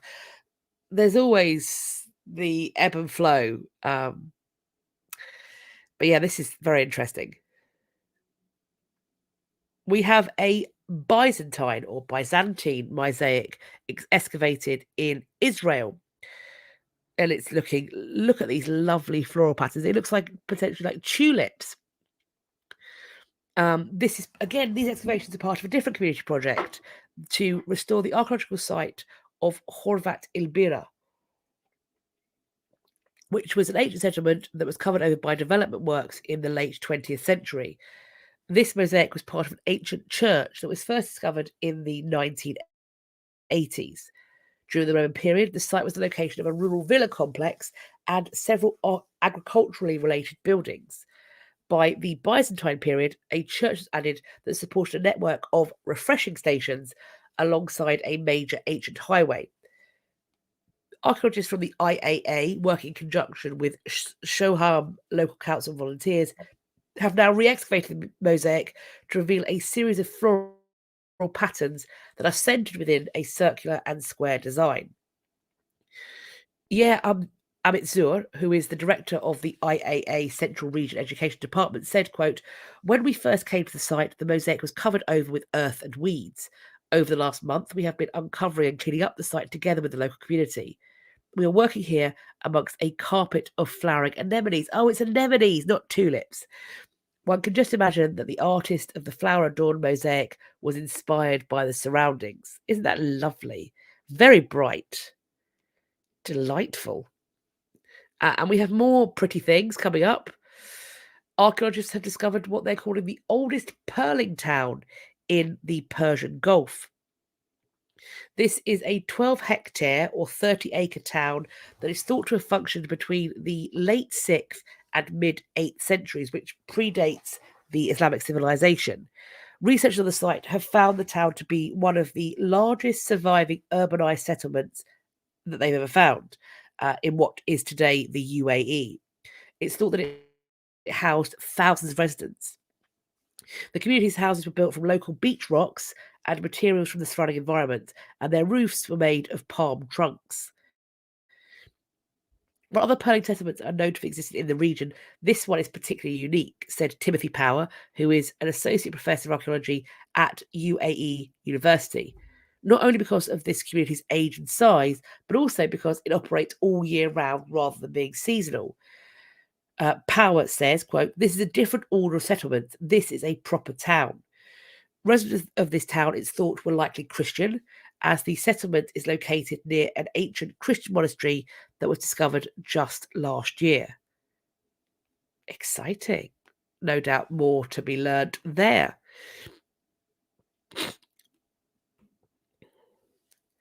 We have an ornate brick-chambered tomb from the Jin dynasty that was discovered in China. There are better, bigger, higher resolution photographs of this, but in all of them, human remains were visible. So that's why it's not shown here. If you want to check it out, it's linked in the description box and also on the Opera pinboard, so you can, but I'm just not showing it here. The excavations were conducted by the Shanxi Provincial Institute of Archaeology, and it's as part of construction works for a new pipeline. The tomb dates from the Jin dynasty, a period officially known as the Great Jin, which was from between AD 1115 or 1115 and AD 1234.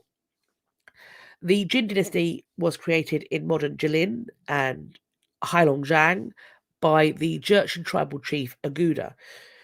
This dynasty continued to rule until the last emperor, Aizong, committed suicide by, I probably shouldn't say that out loud, he took his own life to avoid being captured by Mongols. I don't think YouTube will let me say that out loud. Archaeologists uncovered a square-shaped brick-chambered tomb constructed with carved brick that were designed to imitate wood. It consisted of a main burial chamber, which is accessed by a stepped passageway leading through a corridor. The burial chamber measures roughly 2 meters on each side and reaches a height of 3.4 meters to form an octagonal roof with 13 stacked inclining layers of bricks. The north wall of the chamber shows a gatehouse flanked on either side with the depiction of a man and a woman sitting behind tables on ornately carved chairs. The man is shown with a goatee and is wearing a gown with a belt around his waist, while the woman is wearing a double-breasted gown with her hands folded in her sleeves. On the west and east walls are lattice panel doors, which are carved with flowers on the lower partition. The upper parts of the panels show varying patterns of concave, octagonal, or uniform square shapes. 3 burials were placed in the chamber, consisting of a young child and 2 adults who died at the age of between 50 and 60 years old. Also uncovered is a land purchase certificate made from brick, fascinating, with an inscription in calligraphy that roughly translates as Wang Village, and the names Konggao and Mingchang. This certificate dates to around 1190 to 1196 AD, which is during the reign of the Emperor Zhangzong of Jin. Speaking of the discovery, this Institute of Archaeology said, quote, "The excavation of this tomb has enriched our understanding of the Jin dynasty in the southern Shanxi area. The land purchase certificate has a clear date, which provides an accurate basis for dating of other tombs of the same period." How fabulous. We are hopping to the Mayan world now and the discovery of an burial chamber containing green figurines. Look, and I think we've got up at the top, we've got one of these green figurines. This is at Pelonk, which is a medium-sized site, smaller than Tikal, Chichen Itza, or Koban, but we are told it contains some of the finest architecture, sculpture, roof comb, and bas relief carvings that the Maya produced. During excavation of a structure designated CP3, the researchers uncovered a burial chamber containing a skeleton placed in a face-up position and oriented to the north, typical funerary custom of the high status inhabitants of Palenque. Several large ceramic bowls were placed in the chamber as offerings, which, according to Maya funerary beliefs, would nourish the deceased in both life and death. The remains of a woman and a skull were also found in a secondary burial deposit, in addition to the green figurines made from malachite, which we're told here is a green copper carbonate material that the Maya believed had important spiritual powers and properties. And they do look absolutely beautiful. Staying, we're going to Chichen Itza now for the discovery of a guiding serpent sculpture. Here, in this picture, we can see the head. Chichen Itza is a pre-Columbian city built by the Maya people. These excavations that have taken place have been financed by the Program for the Improvement of Archaeological Zones by the federal government. This serpent statue that they have found is oriented towards the sacred cenote. We talked about this last week, and I'm sorry if I've mispronounced it again, and delimited the Sakbi, meaning White Road, which was a ceremonial route constructed to connect important structures or plazas with ceremonial centres. So it's suggested that this statue is a symbolic representation of Kukulkan, who is a Maya feathered serpent god, the Yucatec Maya feathered serpent god. During the spring and fall equinoxes, the shadow cast by the angled sun and the edges of the 9 steps of the Kukulkan pyramid, combined with the northern stairway and the stone serpent head carvings, to create the illusion of a massive serpent. I got it right this time, thank you. To create the illusion of a massive serpent descending the pyramid. How cool is that? Jose Francisco Osorio Leon, who is an archaeologist from INAH, said, quote, "We found that the Sakbe is an extension of the feathered serpent that comes down from the pyramid and leads towards the cenote. We have the head of the snake that defines the wall of the Sakbe with its body, and there's another snake on the opposite side, but we do not have the complete head." So cool. So cool. They have found a historic map that might lead to further discoveries at James Fort. This is being called the Zuniga map. It's a manuscript depicting the Chesapeake Bay and Tidewater, Virginia. And it's a copy of a map that they think has probably been drawn by Captain John Smith. A close examination of this map shows a feature that looks like a flag extending from the north bulwark of the fort, which has now led new excavations on a previously unexplored area of Jamestown Island. According to former Jamestown curator Bly Straub, this flag may have been incorrectly interpreted and could indicate an enclosure or garden that supported the fort of inhabitants. What's this? We've got some chat about tulips. Oh. And something about a backup of schist is actually a type of metamorphic rock. Briovian schist is a particular flavour. Oh, well then. Metamorphic rock, particular flavour. I like it. So this flag might have been incorrectly interpreted and could indicate an enclosure or garden that supported the fort's inhabitants.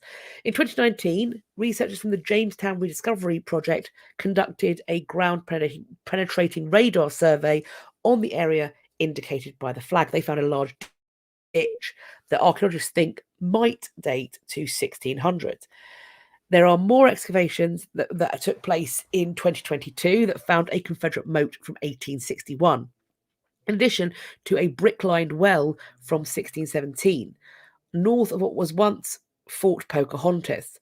Fort Pocahontas was a Civil War era Civil War era Confederate fort built on top of James Fort shortly after the Confederate troops arrived at the island in 1861. There are excavations planned later this year, autumn 2023, to hopefully reveal the entirety of the well and further investigate the area indicated by the flag on this map. John Smith wrote of more than 50 houses at Jamestown in 1608, and archaeologists have yet to uncover any of these houses in the vicinity of the fort. Until this autumn, mayhaps. Can you imagine this one, right? You're renovating your kitchen, you go out for the day, and then you come back and you find the people have put your kitchen cabinets up over 17th century frescoes.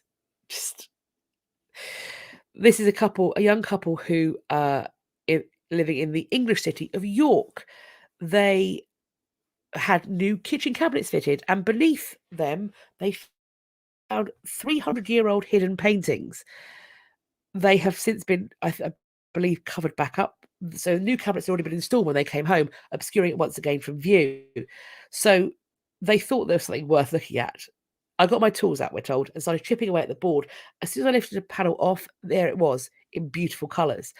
Instantly phones up Historic England, determined these paintings are of national significance because domestic wall paintings are rare in 17th century York. We have two painted friezes that measure about 9 by 4 feet, cut off at the top by the ceiling. There's a man in a cage being pulled by an angel, another man in a white cart. The paintings contain scenes from poet Francis Quarles' 1635 book, Emblems, and it's believed to date from between the year of the publication and around 1700, at which point the stylist's artwork would have fallen out of favour. So this means that this artwork predates the building itself, a Grade 2 listed building from the Georgian period, particularly 1747. The discovery of these 17th century murals in a home in Micklegate, York, is fascinating. They were first discovered in 1998 and then covered over. They raise various questions about the age of the buildings in this row of historic homes and the history of Micklegate itself. Finds like this tell us that our historic homes may have many secrets, namely, they're older than Georgian. The organisation took professional photographs of the paintings, which it sent to the Conservation of Wall Painting Department at the Courtauld in London. And it also created full-size replicas, high-res replicas of the frieze for Budworth, the person living in the house, to help cover up the artwork and to preserve it. He says he hopes he's one day going to get the funds together for its conservation. I've got some images of it here. So he says, I'm excited to have found them, but they're also kind of a burden. There's no external funding for this, and the fees are thousands of pounds. For now, though, the replica is going to be a focal point of their decor, beloved for both its artistic and historic value. Budworth said, quote, it's bonkers to think that this was here before things like the Great Fire of London. What do you think about that? Hopefully we can get the word out to see if any societies or PhD students want to do some experimental conservation projects. Great idea. I hope this inspires other people on Micklegate to start looking at their own walls suspiciously. I mean, if I was your neighbour, mate, I'd be knocking down. I mean, also I'd be heading upstairs because that's cut off. What's above it? I'd be knock knock. There's a fourth floor here. Let's see what's there. Art sleuths have reunited a family in a painting. So the first painting they have, the painting that they originally thought they had was of a father and son. But upon closer inspection, you might be able to see it in this image, they could see that there was an extra knee and also an extra hand. And so they went in search of the missing bit. And as you can see, they have been successful. And this is the close up here. So you can see that there's a hand in the bottom corner that appears to be a lady. They stumble across this portrait of a lady against the background of a garden with one side and trees that match perfectly with the painting they had. The sky and veil of whitish clouds essentially match together like a jigsaw. This original painting was done in 1626. So they think that the portrait was cut down for some reason in the first half of the 19th century. Why does this happen? It's thought that maybe the original might have been damaged by water or fire, which could be the reason why we only have the upper part of the woman and not her rest of her body and torso. The paintings now hang side by side at the Nivogard collection, with the family finally being reunited 2 centuries apart. I mean, divorce would be a good shout, Manda, but it does. The painting was done in 1626, and they think it's cut down in the 19th century, which is a long time to hold a grudge.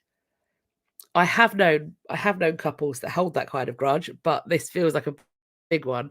And possibly, of course, it could be a death, but again, it's quite far out. They have got a next phase that's going underway. Wadham and Jaeger's research is to find out who the family in this painting is, and they also said that they're working on another reunification for next year. So that's a cliffhanger here. And during spring next year, we will bring together paintings together again that haven't been together since 1801. So there's another one popping up from 1801. There was a split that happened. Wadham poses another question to end on. How many paintings do we come across in museums that look whole but are actually incomplete? Another interesting, is this an inheritance thing? Is this splitting the baby in half in a biblical fashion?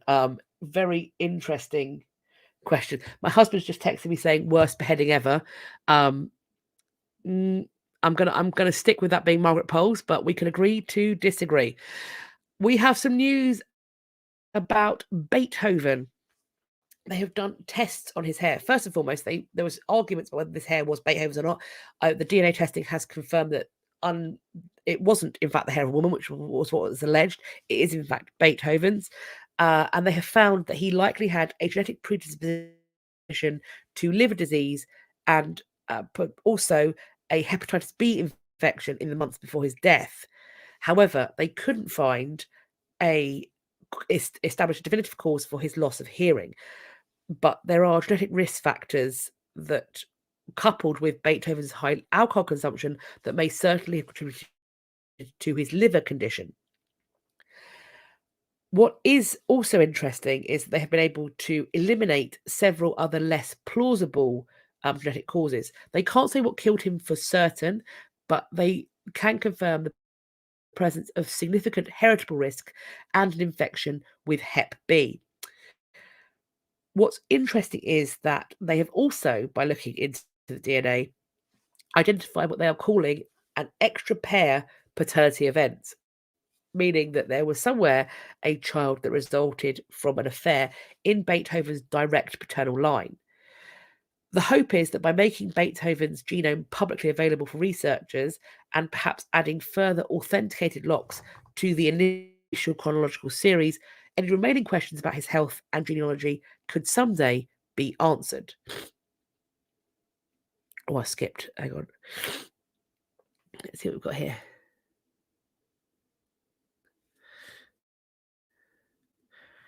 You know, another split painting. Baumgarten Restoration worked on a painting of John the Baptist that was split. His head on a platter was cut from the original painting. Oh, wow. Oh, wow. Interesting. I mean, I think there's probably art dealers who have lots of arts for at some place as well. Because if you've got one canvas and you can make it into two, perhaps that's more valuable to you. We've got an auction. This is an incredibly famous painting, or rather a print, that I'm sure we have all seen. Hokusai's Great Wave has set a new auction record. It fetched $2.76 million at Christie's in New York on Tuesday. This is a 14.6-inch wide artwork that's now the most expensive piece by this printmaker to ever go under the hammer. It was created in the early 1830s, and it depicts, as we can see, fishing boats battling raging seas. It's a mass-produced artwork made from woodblock printing. Experts are uncertain of how many copies of the Great Wave were produced initially. There may have been several thousand of them. The prints were not always as sought after as they are today, and only a fraction are thought to have survived. The British Museum owns three original copies of The Great Wave. In 2020, a researcher working explained that printmakers, quote, would have produced prints until the wood blocks literally wore out, adding that this might mean as many as 8,000 were made. However, Korenberg said that she'd only been able to find photographic evidence of 111 different versions. Other copies that have been auctioned by Christie's in recent years have ranged in price from a few $100,000 to over $1.5 million. The one that sold on Tuesday is described in the auction house's catalogue as a, quote, well-preserved early print that ranks beyond a doubt among the 20 or so best impressions surviving today. Christie's had initially estimated bids between $500,000 and $700,000. So $2.76 million is quite a bit larger.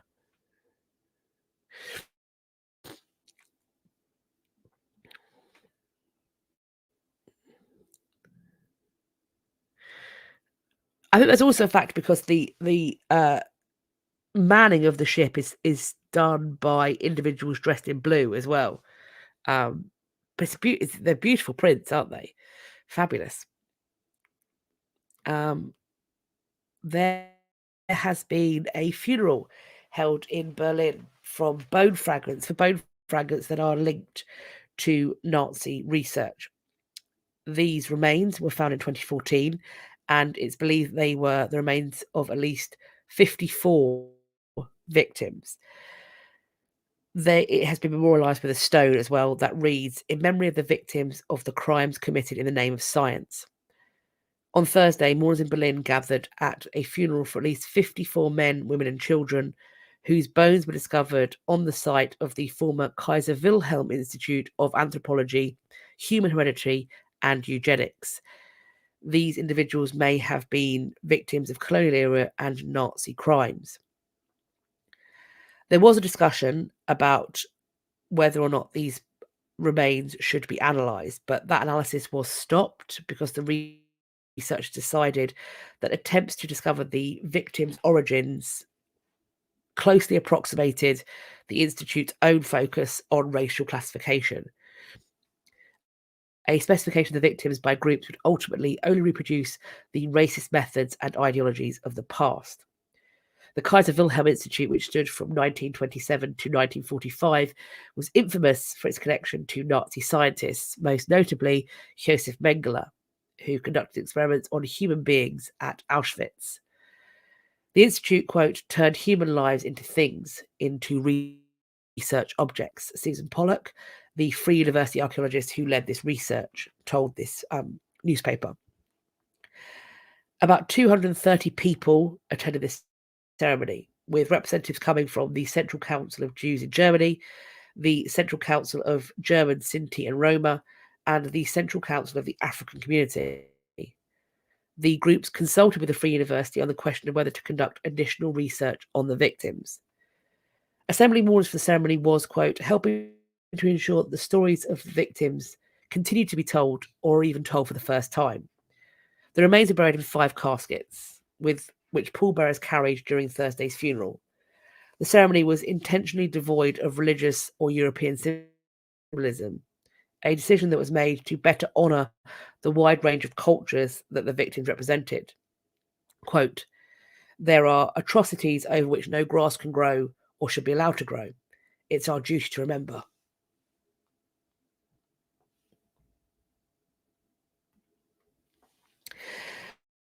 The last piece of new news is about a archaeological dig that's going to be starting on donated land. This is the Academy of Art Museum, who has acquired properties at 106, 108 and 110 Talbot Lane for the creation of an annex, thanks to a generous donation by AAM trustee Elizabeth or Diz Hormel. Through the end of the month, the Ottery Group, which is a Maryland consulting firm that offers services in archaeology, historic preservation, and environmental sciences, are going to conduct an archaeological study that builds on 3 previous studies of the Freeman site that were led by University University of Maryland Department of Anthropology researchers Mark Leone, which we've heard before, Tracy Jenkins. This happened in 2017, 2018, and 2019. There's going to be ground penetrating radar. There's going to be shovel testing and test units and feature excavation. When they were doing this, they collected approximately 20,000 artifacts. And based on the results of these investigations, it's thought likely that this site contains additional well-preserved archaeological deposits from the period of Henny and James Freeman's ownership, which was between 1787 and 1828. On March the 29th, community members are invited, so 2 days from now, depending on your time zone, I'm guessing. On March 29th, community members are invited to the site to meet archaeologists and to learn about their initial findings. AAM director Sarah Jessie will also be on site to share the museum's future plans.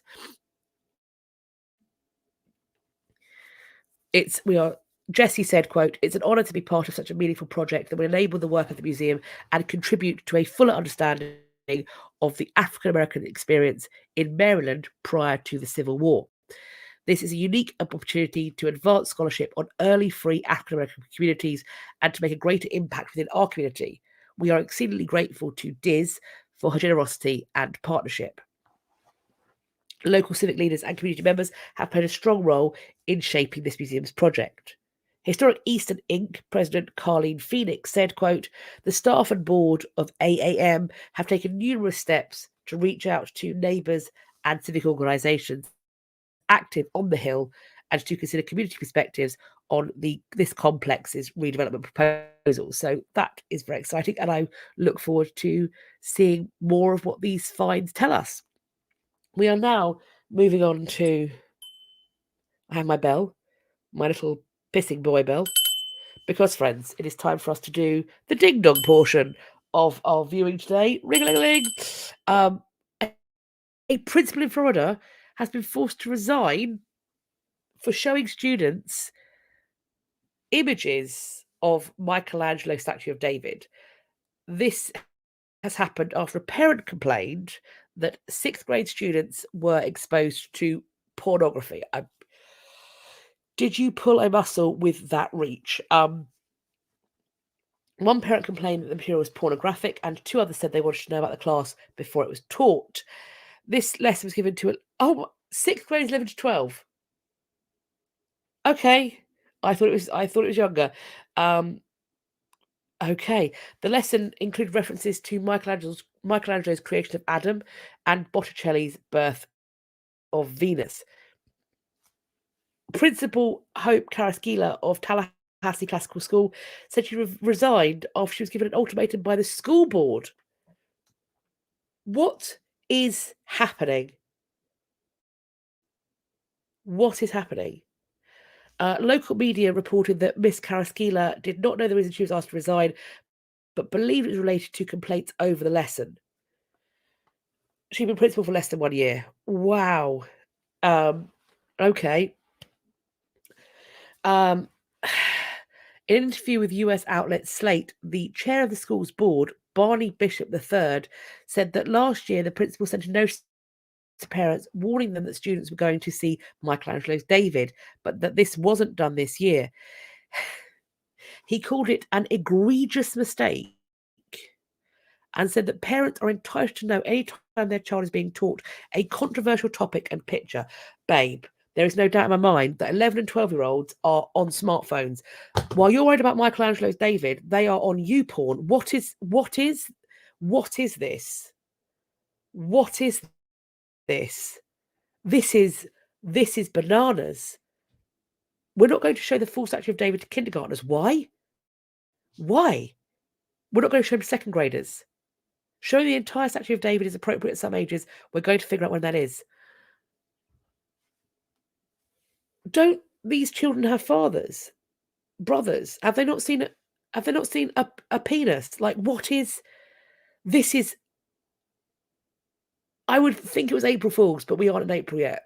On Thursday, Florida's Governor Ron DeSantis moved to expand a law that banned public schools from teaching sexual education and gender identity, because that's desperately what's needed, of course. Don't teach children how to avoid STDs and unwanted pregnancy. That's clearly... Wow, okay. Teachers who violate the law face being suspended or losing their teacher license. Isn't there a dearth of good teachers, or teachers full stop?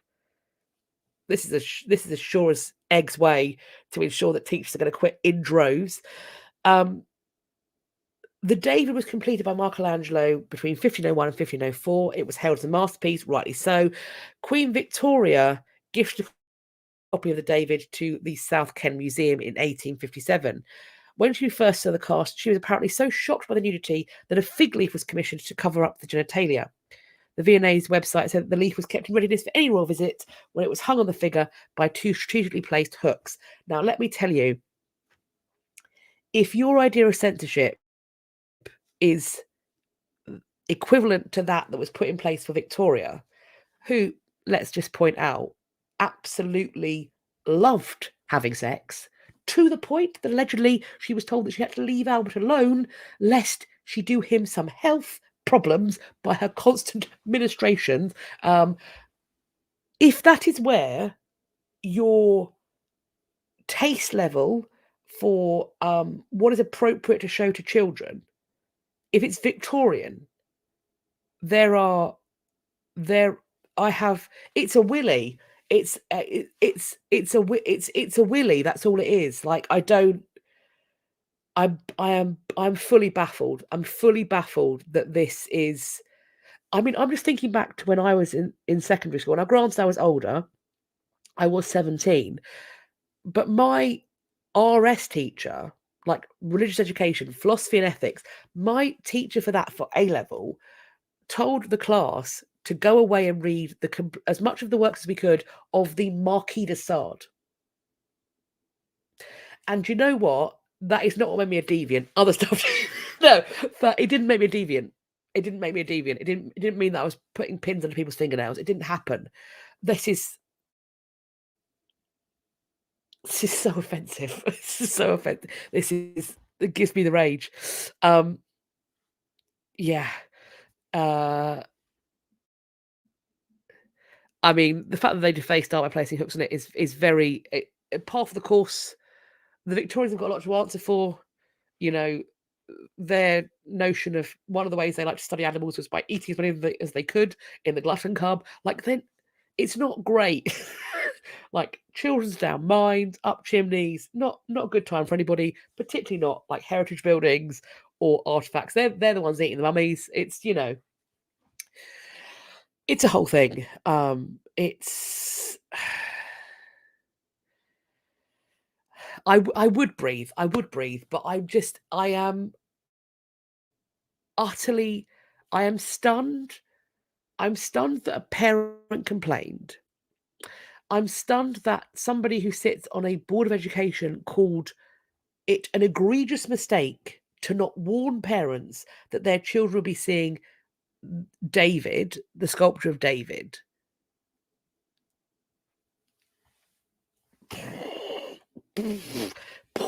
Mind blown, utterly blown. Let's move on to events and exhibitions. Perhaps some of these will not be coming to a Florida classroom near you for reasons. Probably this one, actually, because new analysis is... I talked about this in one of my videos. I talked about the Ugly Duchess, so-called Ugly Duchess, in a video. A few days after my video came out, this article, or articles like it, came out. The Ugly Duchess is part of an exhibition called The Ugly Duchess, Beauty and Satire in the Renaissance, which is it's open now at the National Gallery, and it's running until June the 11th. Now, the curator, Emma Capron, has advocated for a different reading of this. And Capron says, quote, "She is most likely a he, a cross-dresser as a play on gender. We know that Macy's was very interested in carnivals where men would impersonate women.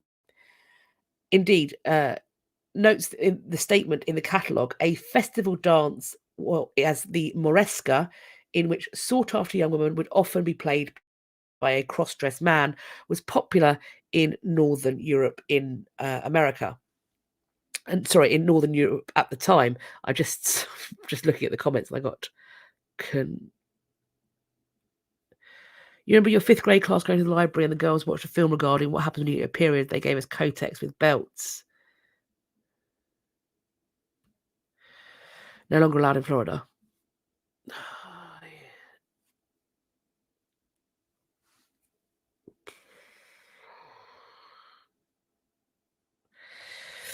I think this is a really interesting interpretation. To be honest, it doesn't alter my feeling about it. My feeling about it remains that this is a real woman who probably looked like this. I feel like to me, there's nothing festive about her or carnivalesque about her, except for the fact that her face looks a certain way. I remain wedded to the fact that there's a humanity there. I think that it's possible that she is in a dress that doesn't fit her properly, and the artist is representing that. I think the artist is representing her in the clothes of her youth, and that's what I think is happening. But one thing I think is absolutely fascinating is that so many different interpretations can attach to a painting like this and continue to be brought out. And to me, what that says is that this is a really fascinating painting that is absolutely worthy of our time, which I never doubted in the first place. But this just proves it for me. Next up, we have this, which is at the Royal Academy of Arts. This is our last exhibition that we're talking about.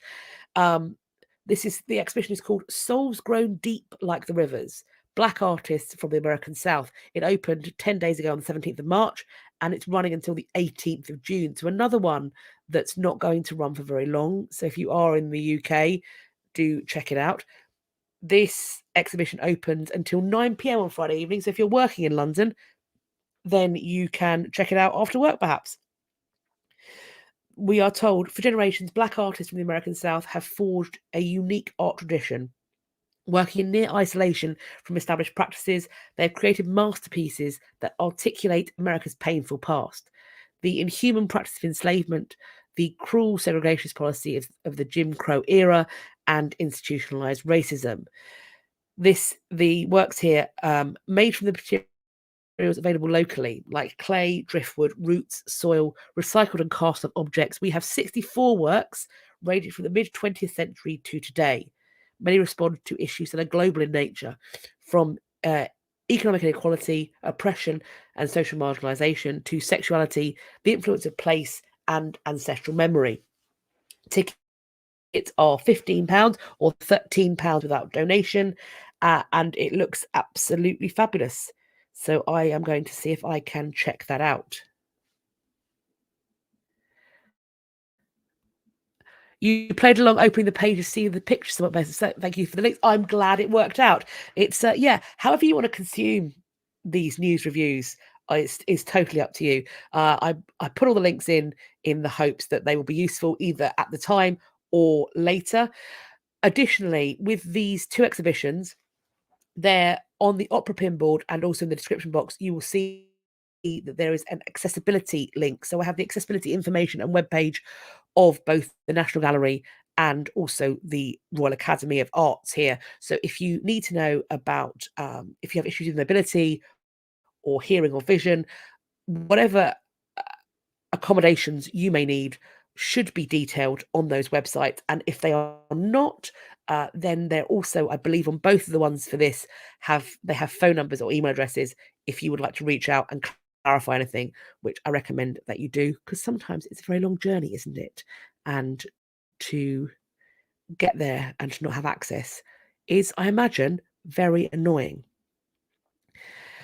Well, friends, that is what I have for you today. Thank you all so much once again for joining me. We need to put some social glyphs. Now, something that I've learned is that if it is remotely, possibly sexual, then it just instantly gets blocked. So put your non rude favourite historically related social glyphs, emojis in the comments, both in the chat, but also in the comments beneath the video. So not in the live chat as well. Please, yeah, it always has me as Dr. K. I mean, I know who you mean, so it's fine. I don't know why it autocorrects to that. But yes, please do put your social glyphs in there. Make sure you're subscribed, like this video, share it with your pals, let other people know that we do this on a Monday if they want to come down and check it out. Thank you all to everybody who sent me news items. Please keep it up. It's wonderful. I have my email address linked, so that's a great place to send them. I am finding it either on Twitter or my email is the best place to send them. And yes, I hope you have a lovely rest of your Monday, whatever you're doing, and certainly a lovely rest of your week. I will see, hopefully, as many of you on Friday for the live chat in our premiere. I hope that you are going to have a wonderful few days until then. But until then, take care of yourselves and bye-bye for now.